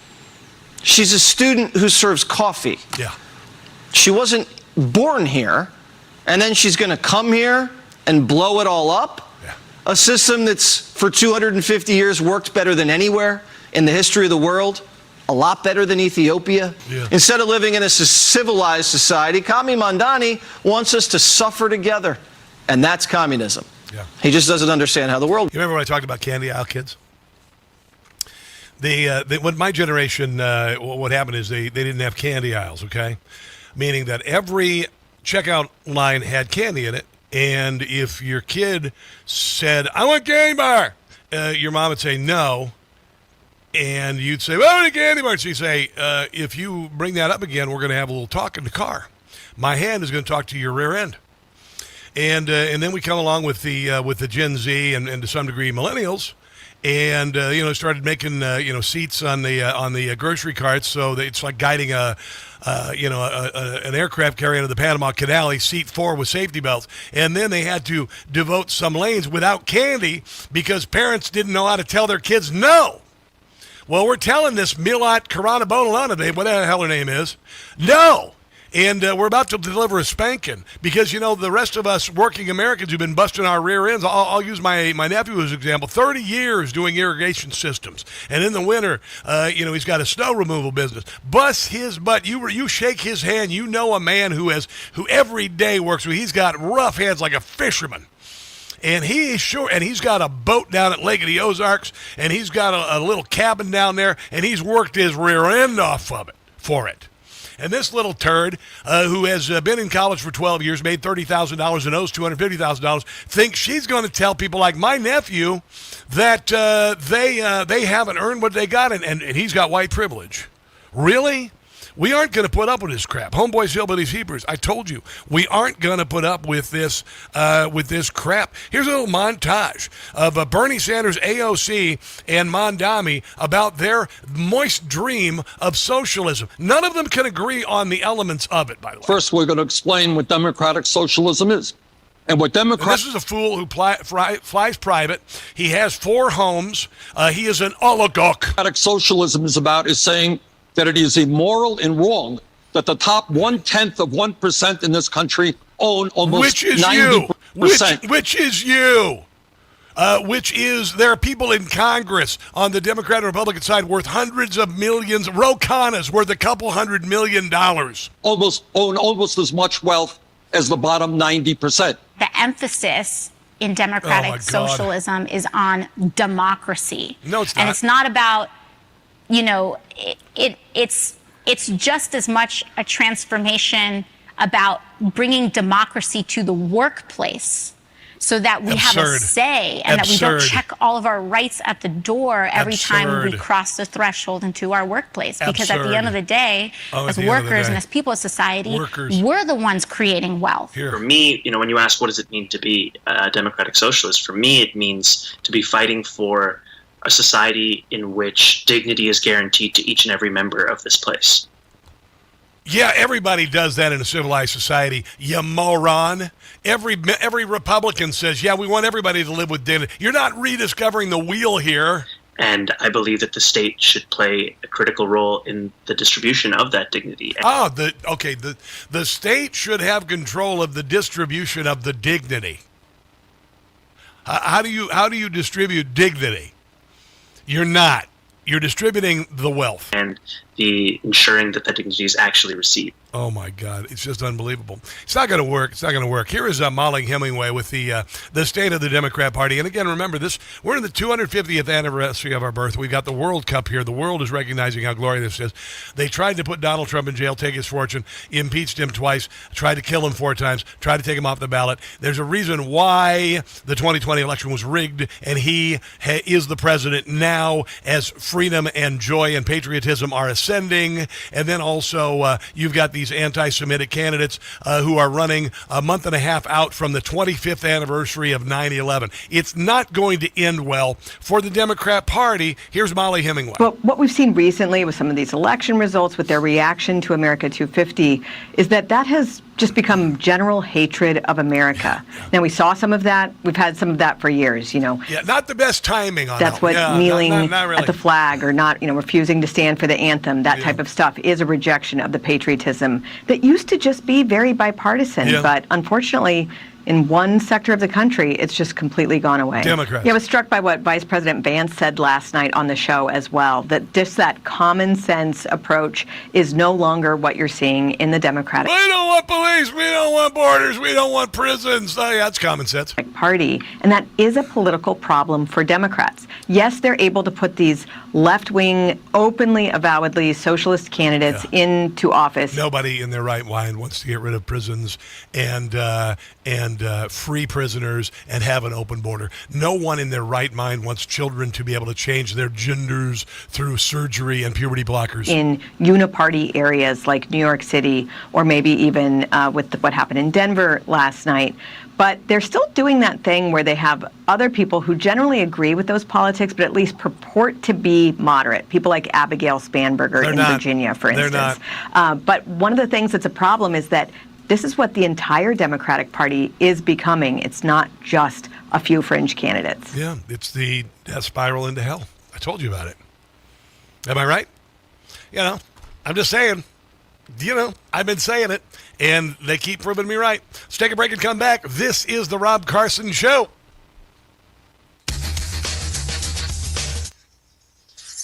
Hi, kids. Hello, Sportech. Rush Limbaugh talked about that then, yes. Snowball fight to distribute dignity, yeah. Wait till your dad gets home. Exactly, the same damn thing. Candy out, kids. Candy out, kids. Yeah, it's the wooden spoon. My mother used everything. We had a horsewhip. She used a horsewhip on us. That stung. Yeah, I know. It was pretty awful. I never spanked my children. Now I'm kind of wondering maybe I should have. We will stop that discussion right now. But that said, I generally am not a fan of corporal punishment with your children. But yeah, there is some truth to it. There is some truth to it with these candy out kids who just you're not in the position to demand anything. I demand that we take over the the means of production. I demand that we take your guns. No, you're not in a position to demand a damned thing. Not at all. What are we talking about here? The Senate needs to pass Save America. I know they do. We're on the verge of a real large presence in Capitol Hill and from Americans to protest these Republicans who won't pass the SAVE Act. I think we need about 1 million people on the mall to do a little sit-in. Maybe bring in some tractors and semis and shut down the Beltway. Kind of blockade the city. Maybe that'd be a good idea. I don't know. I'm just thinking out loud here. Oh, here we go.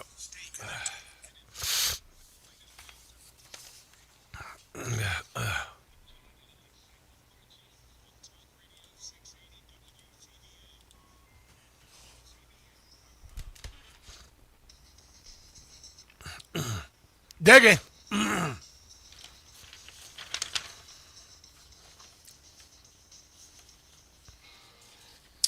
Tucker Carlson thinks he's going to start a third party and people will follow him.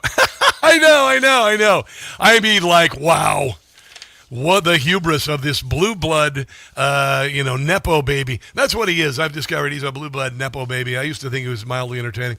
We would not be celebrating America 250 if it weren't for a strong foundation set by the framers. Hamilton built America's financial foundation on the principle of sound, stable money, a principle later embodied by the gold standard, which was gotten rid of in 1971. And look what we got now. We got out of control, not inflation, but certainly devaluation of the currency. Do you have gold as part of your retirement? Do you have it in your 401k? Is your 401k just sitting there? Maybe you should consider gold, because in the last 10 years, it's gone from $1,200, went up to $5,600 in January, right now hovering in the low 4,000s. If you're thinking about buying it and sitting on it for a while, like me, 10 years, might want to consider transferring that to Gold with Birch Gold, a company that I trust because they have my money. Learn how gold fits into your portfolio by texting my name, Rob, to the number 989898 to receive a free, no-obligation info kit. A-plus rating from the BBB and countless 5-star reviews. Let Birch Gold help you build your foundation with gold. Text my name, Rob, to the number 989898. Yeah. Tucker Carlson says, I'm going to help build a third party. He's not a popular figure. I'm going to help build a third party. There should be a good faith effort to figure out what benefits the country. Well, they already got that. It's we killed the Republican Party and made it MAGA. Carlson said, I mean, if you make $60,000 a year, you're degraded. Your life expectancy has gone down, and the promise of your children's lives is likely gone. No one seems to care. It's not even a factor. Well, Donald Trump and MAGA does. Thank you very much, Tucker. But you wouldn't know that because you've lived in gated neighborhoods your entire freaking life. You're a spoiled, entitled, blue blood, country club, Nepo baby, and you have no clue because you've never been to a Walmart in your life. Thank you very much. I can't defend making Nick Fuentes my friend. This is Jim Gossett. Ask Tucker Carlson. What kind of message does that send? Could be the end. No one will ever come to your party. Just as I feared. My support has disappeared. MTG says she's going to start one too. Yeah, good luck Folks with that. Now think that I'm weird. Yeah. I'm not revered. Her party would be less popular than her no Hanging myself. It seems that I'm hanging myself every day. Sure, Tucker. Hanging myself. Yeah. You want to talk about a party that nobody would follow. Marjorie Taylor Greene, Tucker Carlson party. We already created a third party. It's MAGA. And the Republican Party is in the dust. Thank you very much. Third hour of the show right ahead. Don't go anywhere. This is The Rob Carson Show is presented by Paramount Plus.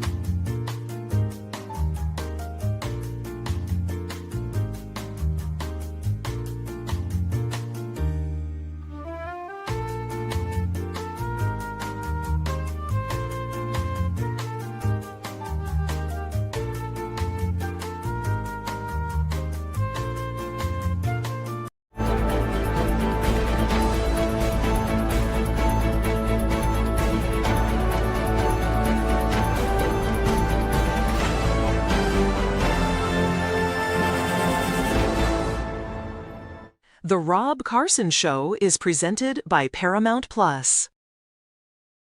The Agency. All episodes now streaming on Paramount Plus. In a world of espionage, truth is a moving target, and every decision carries a dangerous consequence. This new mission explores what it means to live as a double agent, twice the lies, twice the risk. The lines between ally and enemy blur like never before, and survival depends on trusting no one. Starring Michael Fassbender, Jeffrey Wright, Jodie Turner-Smith, and Richard Gere. Don't miss The Agency. All episodes now streaming on Paramount Plus. Hold it now. You are about to hear the most interesting, informative, thought-provoking, and funny show in America. On air and on the World Wide Web. This is the Rob Carson Show. This is hour number 3 of the Rob Carson Show. We have much to get to before the end of the radio program, including Stephen A. Smith saying something, really, really super-duper racist. And I don't throw racism around very often. Man, he really got all sorts of super-duper racist. We're going to talk about that in a couple of minutes. Donnie Deutsch, whatever, on MS Now, he even agrees that the Democrat Party's gone off the rails. Well, Democrats are going off the rails. They're not even focused. What matters to people is affordability. And Democrats right now are focused. It matters to you now. It didn't matter when Joe Biden was the president, and things were insanely expensive. Focused on two things. They focus on anti-Semitism and socialism. That's not all Democrats. Not all, but that's where the energy in the parties. When you look at the two candidates that got elected in the last week, one of them talks about that there was not that. Firebombing in Colorado was not anti-Semitic. Would not acknowledge that when it was a firebombing of people holding a vigil. And these people by also saying that 9/11 was our fault, going into the year that it's the 25th anniversary of that. So again, it's not good karmically. It's comic actually when you think about it. And the Democrat Party is, of course, doing a death spiral into hell. They just are. Oh, this is kind of interesting. Yesterday, Donald Trump was at the Teddy Roosevelt Library commemoration in North Dakota, up there in North Dakota. My mom lived in South Dakota at Sioux Falls. My sister still lives there. North Dakota is a whole different ballgame up there. You know what one of the big cash crops of North Dakota? They got the iron range up there, so they have iron that they get out of the ground and everything. But you know what else it is? Sugar beets. You ever seen a sugar beet? You know those beets you get at the grocery store, the little round beets, so they got the greens on them, and you boil the beets, so whatever the green. I put them in the air fryer, oddly enough. I cube them, olive oil, salt, pepper. Air fried beets. Holy hell. Really good. Really, really good. They got these big sugar beets. They're the size of basketballs. And you have not lived until you've seen a tractor trailer with beets the size of basketballs in the back end. But I want to do a little, this is a little comparison I saw online. This is a perfect representation of the Democrat Party versus the Republican Party. MAGA, loving America, Leonard Skinner, pickup trucks, blue jeans, where men are men and women are women, the whole deal, versus the esoteric, pinky raising when they drink their cappuccino, Democrat Party, the library opening in North Dakota versus the Obama Library. See if you can tell which is which. We'd also like to take a moment to recognize the original inhabitants of the land upon which we are gathered today. Come on. Yeah. Woo! Trump on a train. Yeah. It's kind of cool. Dr. Jill Biden. Oh, Joe Biden. Yeah. Nobody bought her book. And now, what a beautiful shot we have. This is the Rough Riders. Rough Riders. Escorting leading the motorcade, the Beast. The president's vehicle. Yeah. Bono singing, dear God in heaven. Ugh. Oh, there we go. Yeah. Trump getting off the train. Kind of cool. Huge crowd. Former Prime Minister of Canada. And they could not have a more gorgeous day for this. Oh, the Clintons. Yeah, there they are. Yeah. Thank you so much for being here. Yeah. Hold tight to democracy. China is trying to take over the Panama Canal, and we're not going to let that happen, okay? Unbearable sorrow to run. Okay, I've heard about enough of that. It's pretty stark, isn't it? Yeah. I told you the day that they decided Kamala Harris was going to be the candidate and Joe Biden was obviously so feeble and had pudding for brains and everybody knew about it. I laughed out loud and said, because there was the night of that they had 2 conference calls, Zoom calls with followers. The first night it was a bunch of crazy cat ladies, and they were talking about how and then the second night it was emasculated men supporting Kamala, and so I said the Democrat Party is now insane liberal cat ladies and the emasculated men in their lives. I didn't say married because a lot of them are super gay, and would not marry opposite sex. Anyway, that's I don't care if you get married and you're gay. I don't care. That's not even part of it. I'm just saying that's the constituency. And by the way, it's been voted out with the Democrat Socialists, 85% white. 85% white. There you go. But I said that was the demographic. That was the demographic, and it failed. And masculinity is back, femininity is back, America is back, and there's no stopping it in the 250th anniversary of our birth. It's only going to get bigger. It's only going to get bigger. Okay, so I didn't. I listen. As far as sports is concerned, I like to choose my lane, sports or politics. I chose politics and comedy because, I don't watch enough sports. I'm not ignorant of it. I don't do fantasy leagues. I do a fantasy football team, but it's I'm trying. Beyonce is my quarterback. It gets a little weird, and Scarlett Johansson is my tight end. It's a completely different vibe than traditional fantasy football, and it's usually in my own mind. That said, I do have a team, but I don't really have a lot of time to focus on it. So I kind of stick to the politics. But I think this is kind of interesting. Stephen A. Smith says that he's not very happy with the racial makeover of the L.A. Lakers.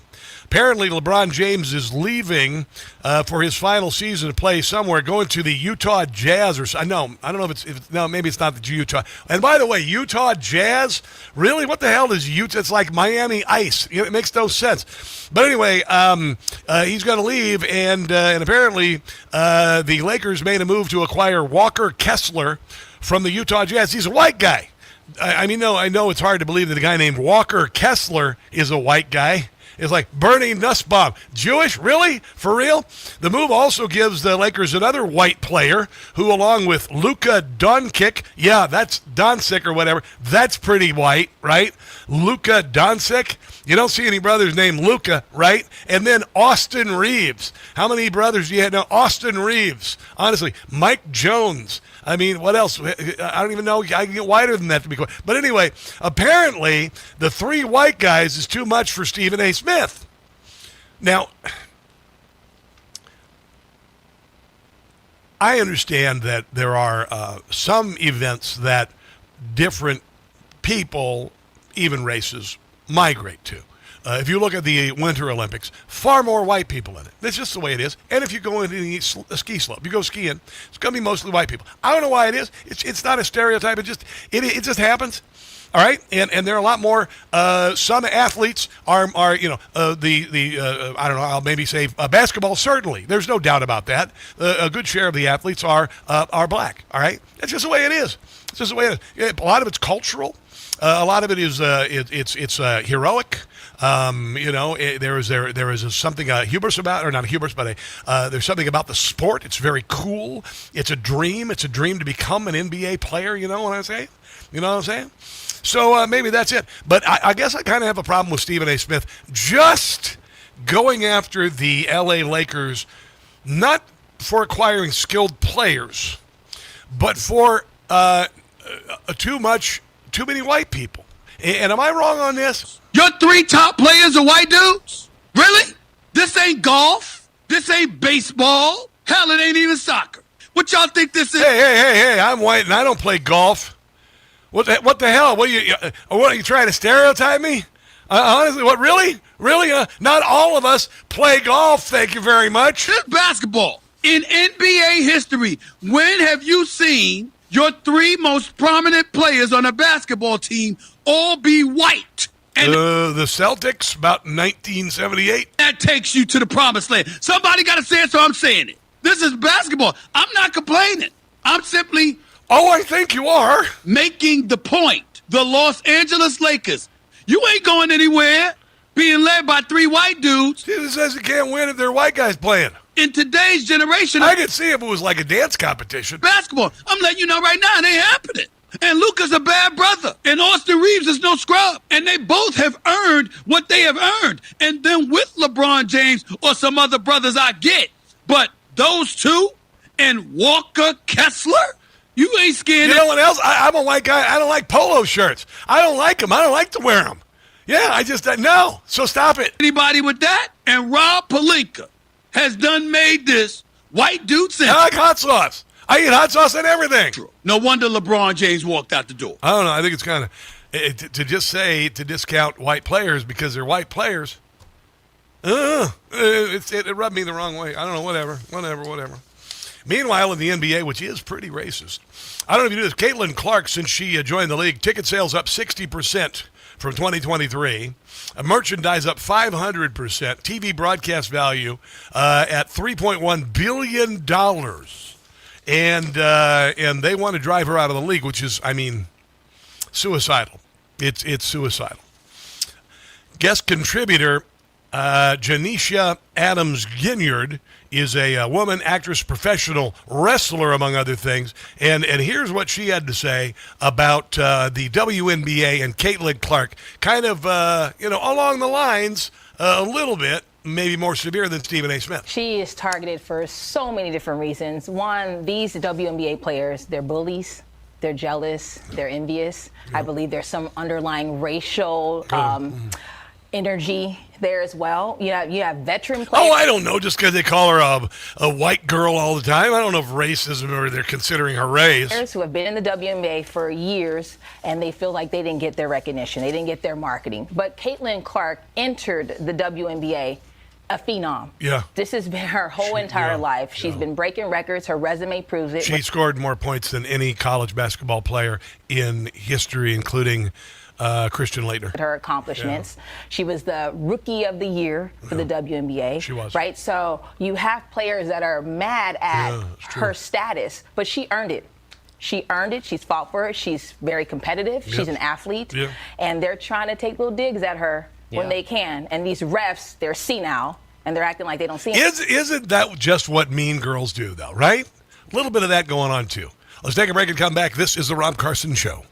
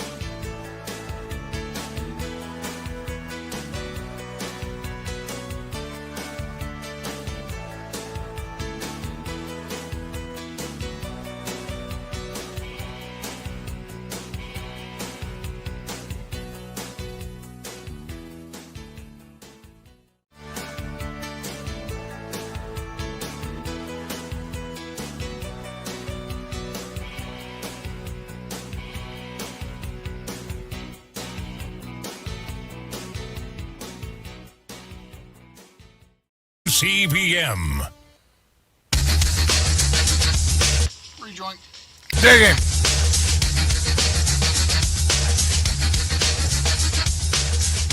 Who would not want voter ID? Only somebody that wants to cheat. Yeah, pretty much. Pretty much. By the way, my TV show is called Rob Carson's What in the World? And it's on this weekend on Newsmax. And I'm wearing a special patriotic outfit, ladies. And some of you men. I'm wearing a special patriotic outfit this weekend, so make sure to watch. It's the show that Donald Trump says makes me the funniest guy on television. I know. So it's on Saturday at 3 p.m. Okay, so Saturday is July the 4th. And then because it's going to be hot outside, you might as well watch it, right? You can stream it, whatever, by the pool, whatever works. Newsmax Plus membership, why not that? 8:30 Sunday night as well. And just download the Newsmax app, or you can get a Newsmax Plus membership and all of that stuff. So let's have a little fun here. What the hell? I mean, I'm talking about all the issues in the Democrat Party and how much they suck and all that. Let's just talk about stupid people, ladies and gentlemen. Stupid people. Just plain stupid. Stupid is stupid does, Mr. Blue. Who got stupid? Who would go to this? Who would go to the San Diego County El Cajon 4th of July celebration, the Independence Day celebration? Yeah. Southern California city facing backlash after plans for a completely unpatriotic 4th of July. The mayor of El Cajon, is that? No, Cajones is something different, and I don't think this guy has them. Mayor Bill Wells. The itinerary kicks off shortly after 5 with a celebration of Native Americans and local tribal community stories. Doesn't that just sound fun? Really? You'd rather do that than like a monster truck pull or a carnival midway with funnel cakes? Yeah, I know. Sounds like fun, doesn't it? Including a tribal intimate blessing. Hello, what does that mean? And a welcoming and land acknowledgement, to make you feel better about yourself for being there. That's really what it is. It's like, hey, man, we're really sorry. Our ancestors took this land from you, Native Americans, but it's ours. There you go. Yeah. From there, the schedule devotes several hours to Latino community stories, Asian American, Native Hawaiian, and Pacific Islander community stories, and Black and African community stories. I'm thinking that even Native Hawaiian, Pacific Islander, Blacks and Asians and Latinos would rather have monster truck pulls, a carnival midway, carnies running rides that look unsafe. And I'm just thinking that. So you got the 30 minutes set aside for the LGBTQIA community stories. They might throw some song and dance in there, a little bit of "There's no business like show business. There's no business." Maybe something like something patriotic. Maybe I don't know. I could be wrong. The event also slated to feature performances of the national anthem, which is also known as the colonizer anthem of white supremacy, and the Black national anthem before the fireworks finally light up the sky at around 9 p.m. I'm assuming it'd probably be some sort of drone show because, fireworks are so bad. The mayor said he confirmed the schedule was real and found the minutes from the San Diego County Board of Supervisors. I hope no one goes to this. I mean, my God. Supervisors Desmond and Anderson brought forward a 250th celebration for the whole region. The 3 Democrats rewrote it, tied it to the county's equity, inclusion, and racial justice goals, and handed planning to the Office of Equity and Racial and Justice. Oh, that just sounds so fun. Let's go, kids. Now, I think we're cool. Wells also reacted to the schedule, how it celebrates the greatness of America, none of the greatness of America and its founders. I don't think you should take an American celebration of the 250th anniversary and put it into a DEI festival. I see it as an insult. It is an insult to my son, who's a combat veteran in Afghanistan. That's from somebody who's not the mayor, by the way. Yeah, wow. This is it. This is... Here are people that are reacting to the hijacking of the 4th of July celebration, the Independence Day celebration. 3.5 hours of doing everything to acknowledge how different as ever we are, the opposite of what the Founding Fathers had intended. What has happened to us? Well, it's not us. It's just a bunch of liberal, libtards destroying fun. Stupid, people. Just plain stupid. Stupid as stupid does, Miss Blue. Who got stupid? Yeah, it's just honestly, it's You're just stupid to have a good time. It's just kind of dumb. It's just kind of stupid. Kind of stupid. You know what is not stupid? Is he setting up a endorsement ad for Birch Gold? Well, yes, of course I am. You know why? Because it works, and I got my money with Birch Gold. How about that? Yeah. The Founding Fathers, they created a strong foundation for our country. Hamilton built America's financial foundation on the principle of sound, stable money, a principle later embodied by the gold standard. So you use that people use, like my show is the gold standard of taking 36 years to get where you want to be in your career. Yeah, there it is, the gold standard of waiting till the last minute and finally succeeding. That's my show. Thank you very much. We, of course, abandoned the gold standard in 1971. Since then, inflation's been kind of crazy, and the dollar's value's gone down. But what about gold? What about investing in gold? Birch Gold's been helping Americans solidify their savings with gold for the last 15 years. I transferred my 401k, which was underperforming, into gold. You can do the same thing, an existing IRA or 401k.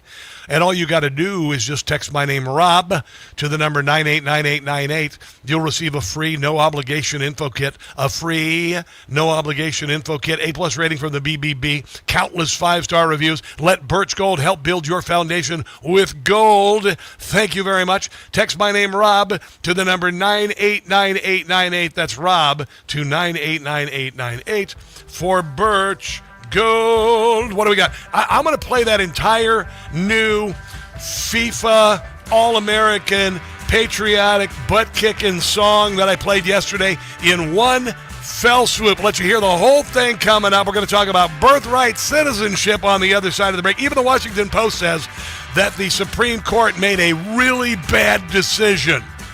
That's coming up. Don't go anywhere.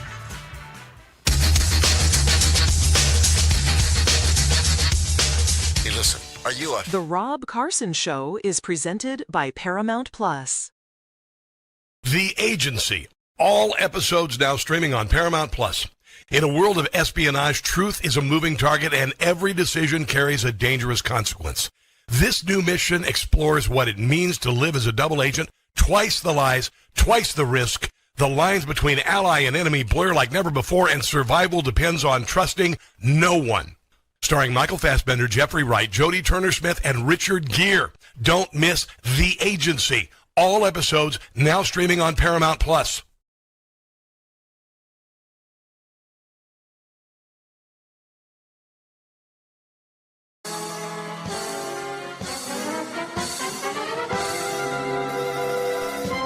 It sucks to be you. Tom Massey, you're through. You're an anti-Semite. On Tuesday night, voters said adieu. Bill Cassidy, too. Bet he's feeling blue. Bill had to go. Voters told him no. From every bayou. Indiana was grand. It went just as planned. 7 rhinos were beat. Payback complete. Those traitors got canned. In Georgia, Raffensperger got beat. That's why they say revenge is sweet. It sucks to be you, miserable you. It sucks to be you. The bottom line is this. Donald Trump is the general of the Republican Party, and the Republican primary voters are his soldiers. MTG replaced. Herself, she's disgraced. Liz Cheney sent home from the Capitol dome. She got her due. That is why John Cornyn is vexed. He has to know Daddy is next. It sucks to be you. Endangered you. It sucks to be you.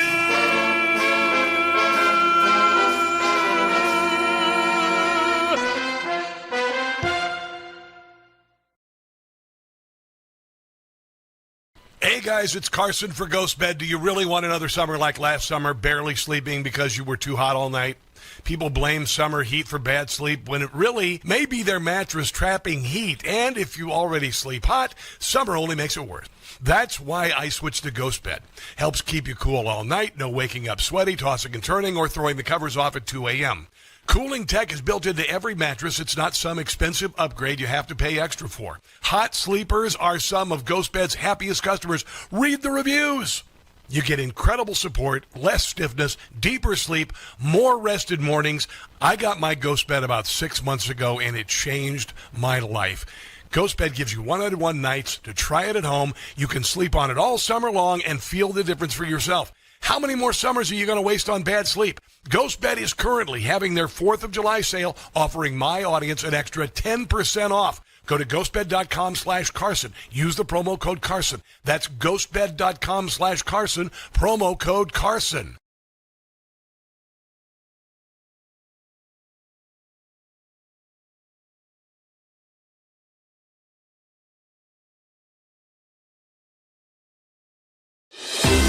Hi, it's Tony Marino, host of the super popular Newsmax Daily podcast, a rundown of the day's top headlines and top highlights of Newsmax shows and interviews you may have missed, plus some sports, stock markets, and even some yucks, all packed into about 20 minutes. Search for the Newsmax Daily with me, Tony Marino, on your favorite podcast platform, and check out our entire lineup of great podcasts, including Greg Kelly, Rob Carson, and Jerry Callahan at newsmax.com/listen.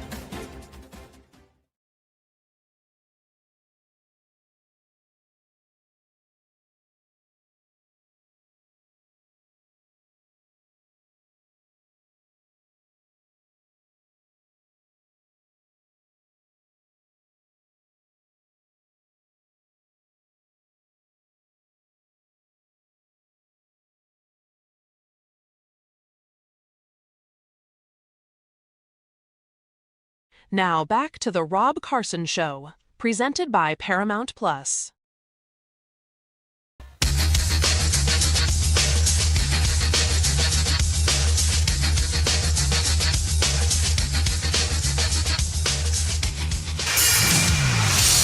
The breaking news this hour, we are just learning that U.S. Attorney Jeanine Pirro is planning to hold a press conference soon on the alleged destruction of the Lincoln Memorial reflecting pool. Just moments ago, CNN learning that a former Olympic canoeist was indicted by a grand jury after his arrest. CNN crime and justice correspondent Caitlin Poland's joining us now with those breaking details. So, Caitlin, what are we learning about these charges? Erica, I don't have the exact charges yet, but what I do know is that David Hearn, the former Olympic canoeist who was touching the blue material from the bottom of the reflecting pool and was cited by Park Police, he is going to be facing a felony charge in Washington, D.C. Superior Court. So that's the local court. This is Nick Sorter just posted this on X. A Washington, D.C. jury has indicted this guy on felony charges, not the DOJ, a jury in a deep blue city. This does not bode well for those who would, vandalize because they're throwing a temper tantrum because Donald Trump won. And I'm glad. I hope the SOB goes to jail. I hope he goes to jail for a while. If you're going to do something like this, I hope you realize how serious a federal charge is and how serious spending time in a prison, a federal prison, is to not only the time you spend there, but when you are released and what it does to your life. So I hope he realizes how much he's really screwed things up. Here is Donald Trump on the subject of birthright citizenship, which, of course, should not happen. It doesn't happen anywhere else. And the fact that Amy Coney Barrett sided with the idiots on the Supreme Court to say that people could just drop babies off and have babies on American territories or on soil or whatever and have those children become citizens is ridiculous. The birthright citizenship, because that was not meant for rich people from other countries. It was meant for the babies of slaves. It wasn't meant for rich people from China. No. Since 2009, government records show about 3,300 babies have been born here to Chinese mothers. I picked this place because it was the place I could get to quickly to achieve what I wanted. It's become a status symbol in Russia to have a Miami-born baby. When I was taking the plane to come here, there was not only me, there was another 4 or 5 women flying here. American passport is a big plus for the baby. Why not? How much do you think this is going to end up costing you and your husband? Near $50,000. Yeah, the Trump DOJ is going after these baby burning. Now that's Planned Parenthood. Places where people go to have their children. They're called birthing centers, whatever the hell.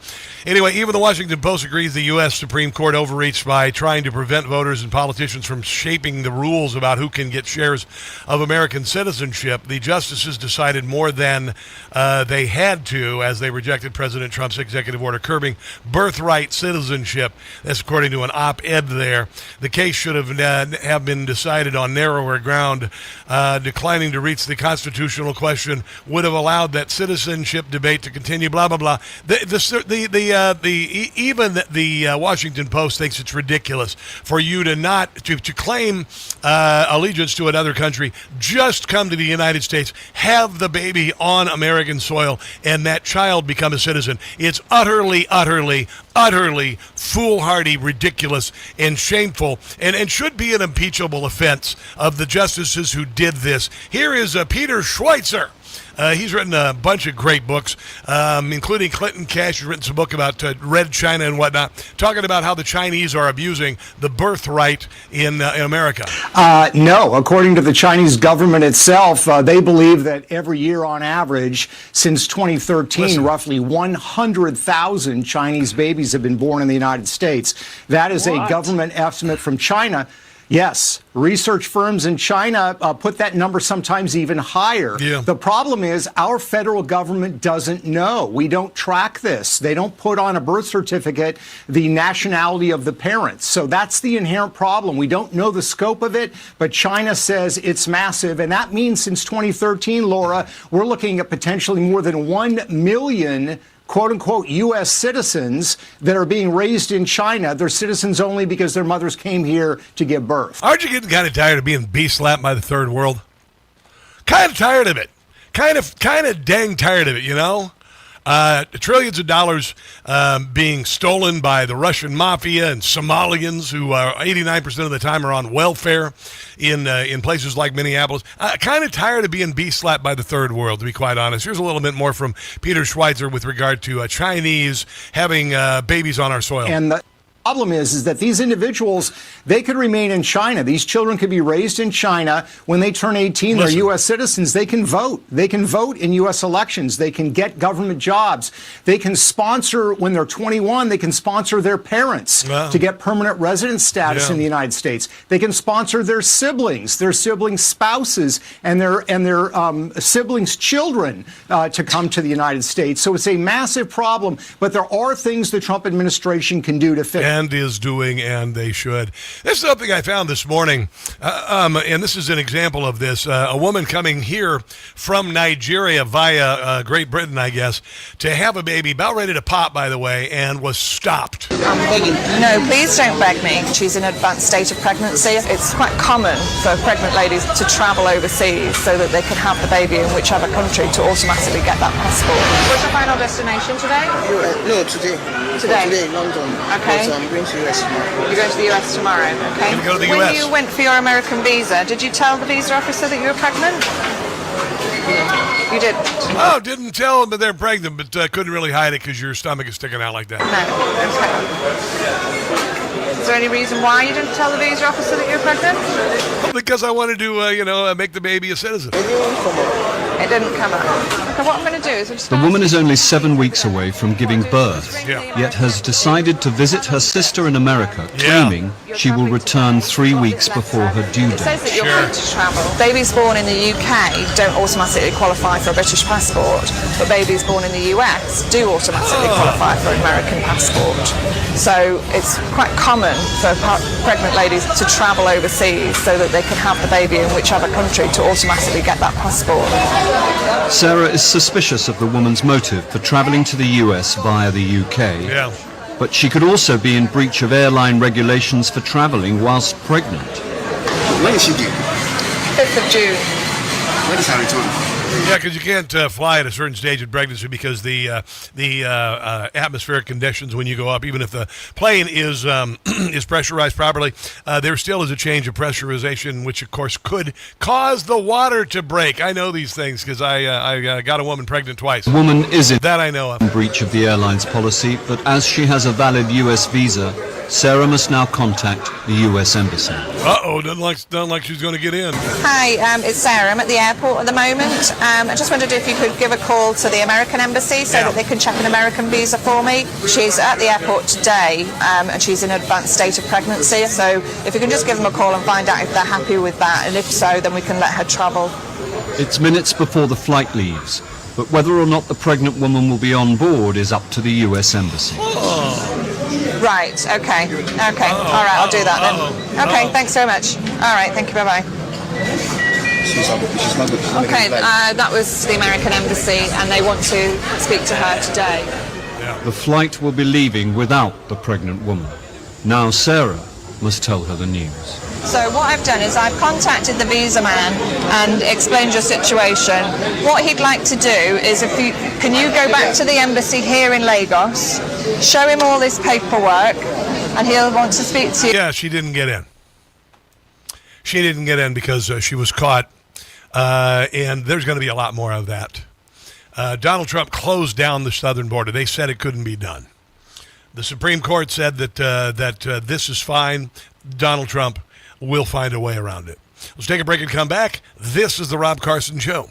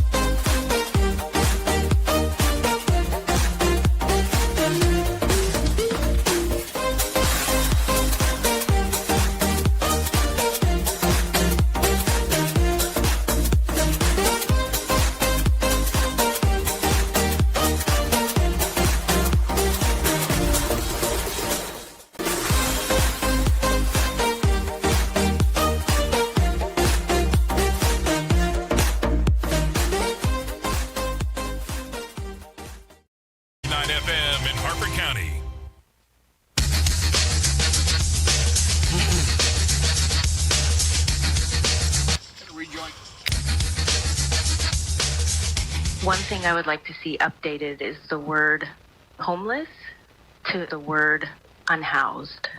How about new? I watched a really cool little documentary on Led Zeppelin 2, which was the album that had Whole Lotta Love on it, which I consider to be the greatest rock song of all time. And I was proven right. It changed everything. I was 4 years old when I sneaked into my sister's room and put it on her turntable and put on her Koss headphones and listened to that record and Paranoid by Black Sabbath. Explains a lot, don't it? You'll notice if you're streaming, there's a very large graphic. It says Europeans in America are partying it up. I've been sampling this song the last couple of days. I've decided I want to play the whole song because it is such a joy. It gives me goosebumps, tears to my eyes. Because the world is coming here to the United States of America, long maligned by the left in this country. They've done everything to tear us down and really came close. And we are fighting back. And they're discovering how glorious things are. And maybe they're causing us to discover how great things are here. I think they are. I think they're causing us to discover, oh my God. So I want to play this in its entirety as my Independence Day gift to you. I have posted it on my social media at Rob Carson Show. But this gives you an idea of the joy that the world has experienced coming to the United States of America and being proven wrong about what they've been told about our great country.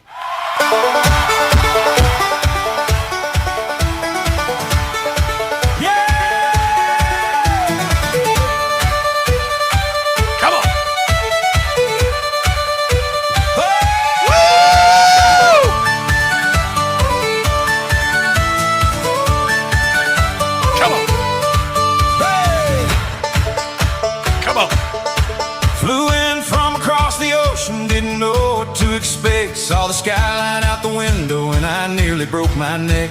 Landed in Atlanta where the Georgia pines run green. Man, I said this is the most beautiful thing I've ever seen. Pulled up to a Waffle House at 1 a.m. real late. Hash brown scattered, smothered, covered, 10 out of 10, it's great. Discovered free refills and I almost lost my mind. Found the kind of welcome that I never thought I'd find. Welcome to the land where the whole world comes to play. Flags from every nation waving proud and on display. From Boston to LA, from Dallas to the sea. 80,000 voices, this is what it means to be free. Hey! Welcome to the land, yeah, we're rolling out the door. Every street a stage, every stranger wanting more. The ball is in the air, and the whole wide world can see. Welcome, welcome, welcome to the land of the free.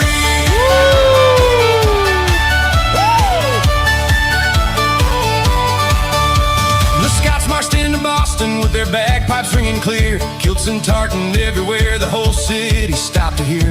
They sang Flower of Scotland at the Red Sox Fenway Park, lit the whole of New England up and glowing in the dark. The Germans hit the highway, chased the road from south to north. Freddie said it's the Holy Land, he meant Taco Bell, of course. Buc-ee's left him speechless, Bass Pro Shops left him amazed. Even got invited to the White House, yeah, the whole world's going crazy. Norwegian fans in New York doing yoga in Times Square. Then they turned the escalator into a Viking's lair. Rowing up together like a long ship headed home. Little boy in and out, now he won't leave alone. Oh, welcome to the land where the whole world comes to play. Flags from every nation waving proud and on display. From Boston to LA, from Dallas to the sea. 80,000 voices, this is what it means to be free. Welcome to the land, yeah, we're rolling out the door. Every street a stage, every stranger wanting more. The ball is in the air, and the whole wide world can see. Welcome, welcome, welcome to the land of the free. Come on. Japan fans cleaning stadiums the same way that they do. An NFL star grabbed a trash bag, joined the whole crew. Mexico and South Korea, best friends on the street, dancing to Gangnam Style with their arms around each beat. Kansas learned Algerian, the marching band played their song. 500 Lawrence locals show the world where you belong. Swedish fans went searching for the recipe to ranch. Frenchman said says the air conditioning deserves its own whole stanza. English fans stood jaw-dropped at the first sight of Buc-ee's. Scottish fans at Fenway, Boston said please don't leave. Bucky and the ranch dressing brisket by the pound. Best tournament the world has ever seen. And we're just getting wild. A bagpiper and a bucket drummer outside Faneuil Hall. Plaid kilt, wicker hat, playing music for us all. Different worlds, different words, different flags, different names. But when the whistle blows, we all come alive the same. From the Rockies to Rockefeller, from Seattle to the shore, America is telling the world, come on in. There's room for more. Welcome to the land where the whole world comes to play. Flags from every nation waving proud and on display. From Boston to LA, from Dallas to the sea, 80,000 voices, this is what it means to be free. Welcome to the land, yeah, we're rolling out the door. Every street a stage, every stranger wanting more. The ball is in the air, and the whole wide world can see. Welcome, welcome, welcome to the land of the free. Come on! To the land of the free.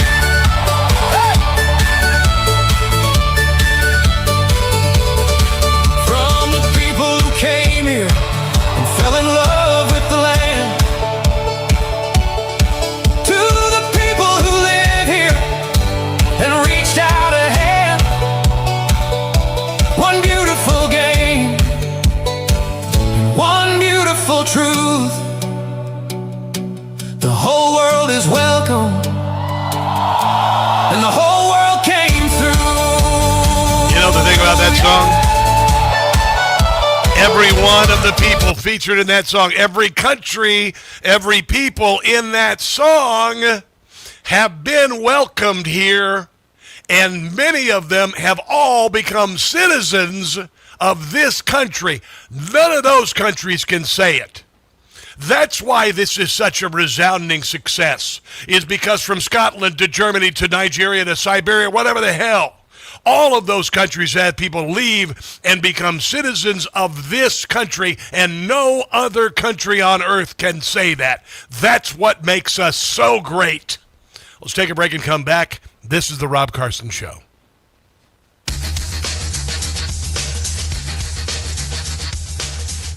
Hey guys, it's Rob Carson. Right? Every one of those countries, they have people from those countries who have come here legally and become citizens and become a part of this. No other country can say that. Sweden can't say that. Germany can't say that. Nigeria can't say that. Russia can't say that. China can't say that. Japan can't say that. And every one of them became Americans. They became Americans. This is why we're going to win, guys. This is a godly moment. We are in a godly moment. We are,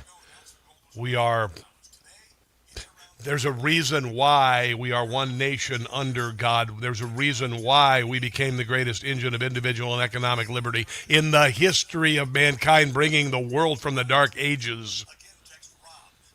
It's because of all of this, we said God gives us our rights. Man can't take them away. And when man becomes so powerful to discard God and say, I will give you your rights, then you're going to get a beat down. And that's what we're experiencing right now with the left.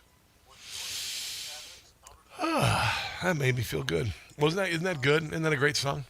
Great show, Rob. Thank you very much. I appreciate that. Hello, John Nickens. Hello. Get a job loser. I don't know who you are. Are you a troll? Are you a troll? I hope you're not a troll. If I find out you're a troll, I'm going to kick you off right away because I can do it real quick. I'm trying to look for any other posts. We don't name call, and we don't say negative things here, and we don't troll. So if I find out you're a troll, I'll remove you. Yeah. All right. I'm going to wrap things up here.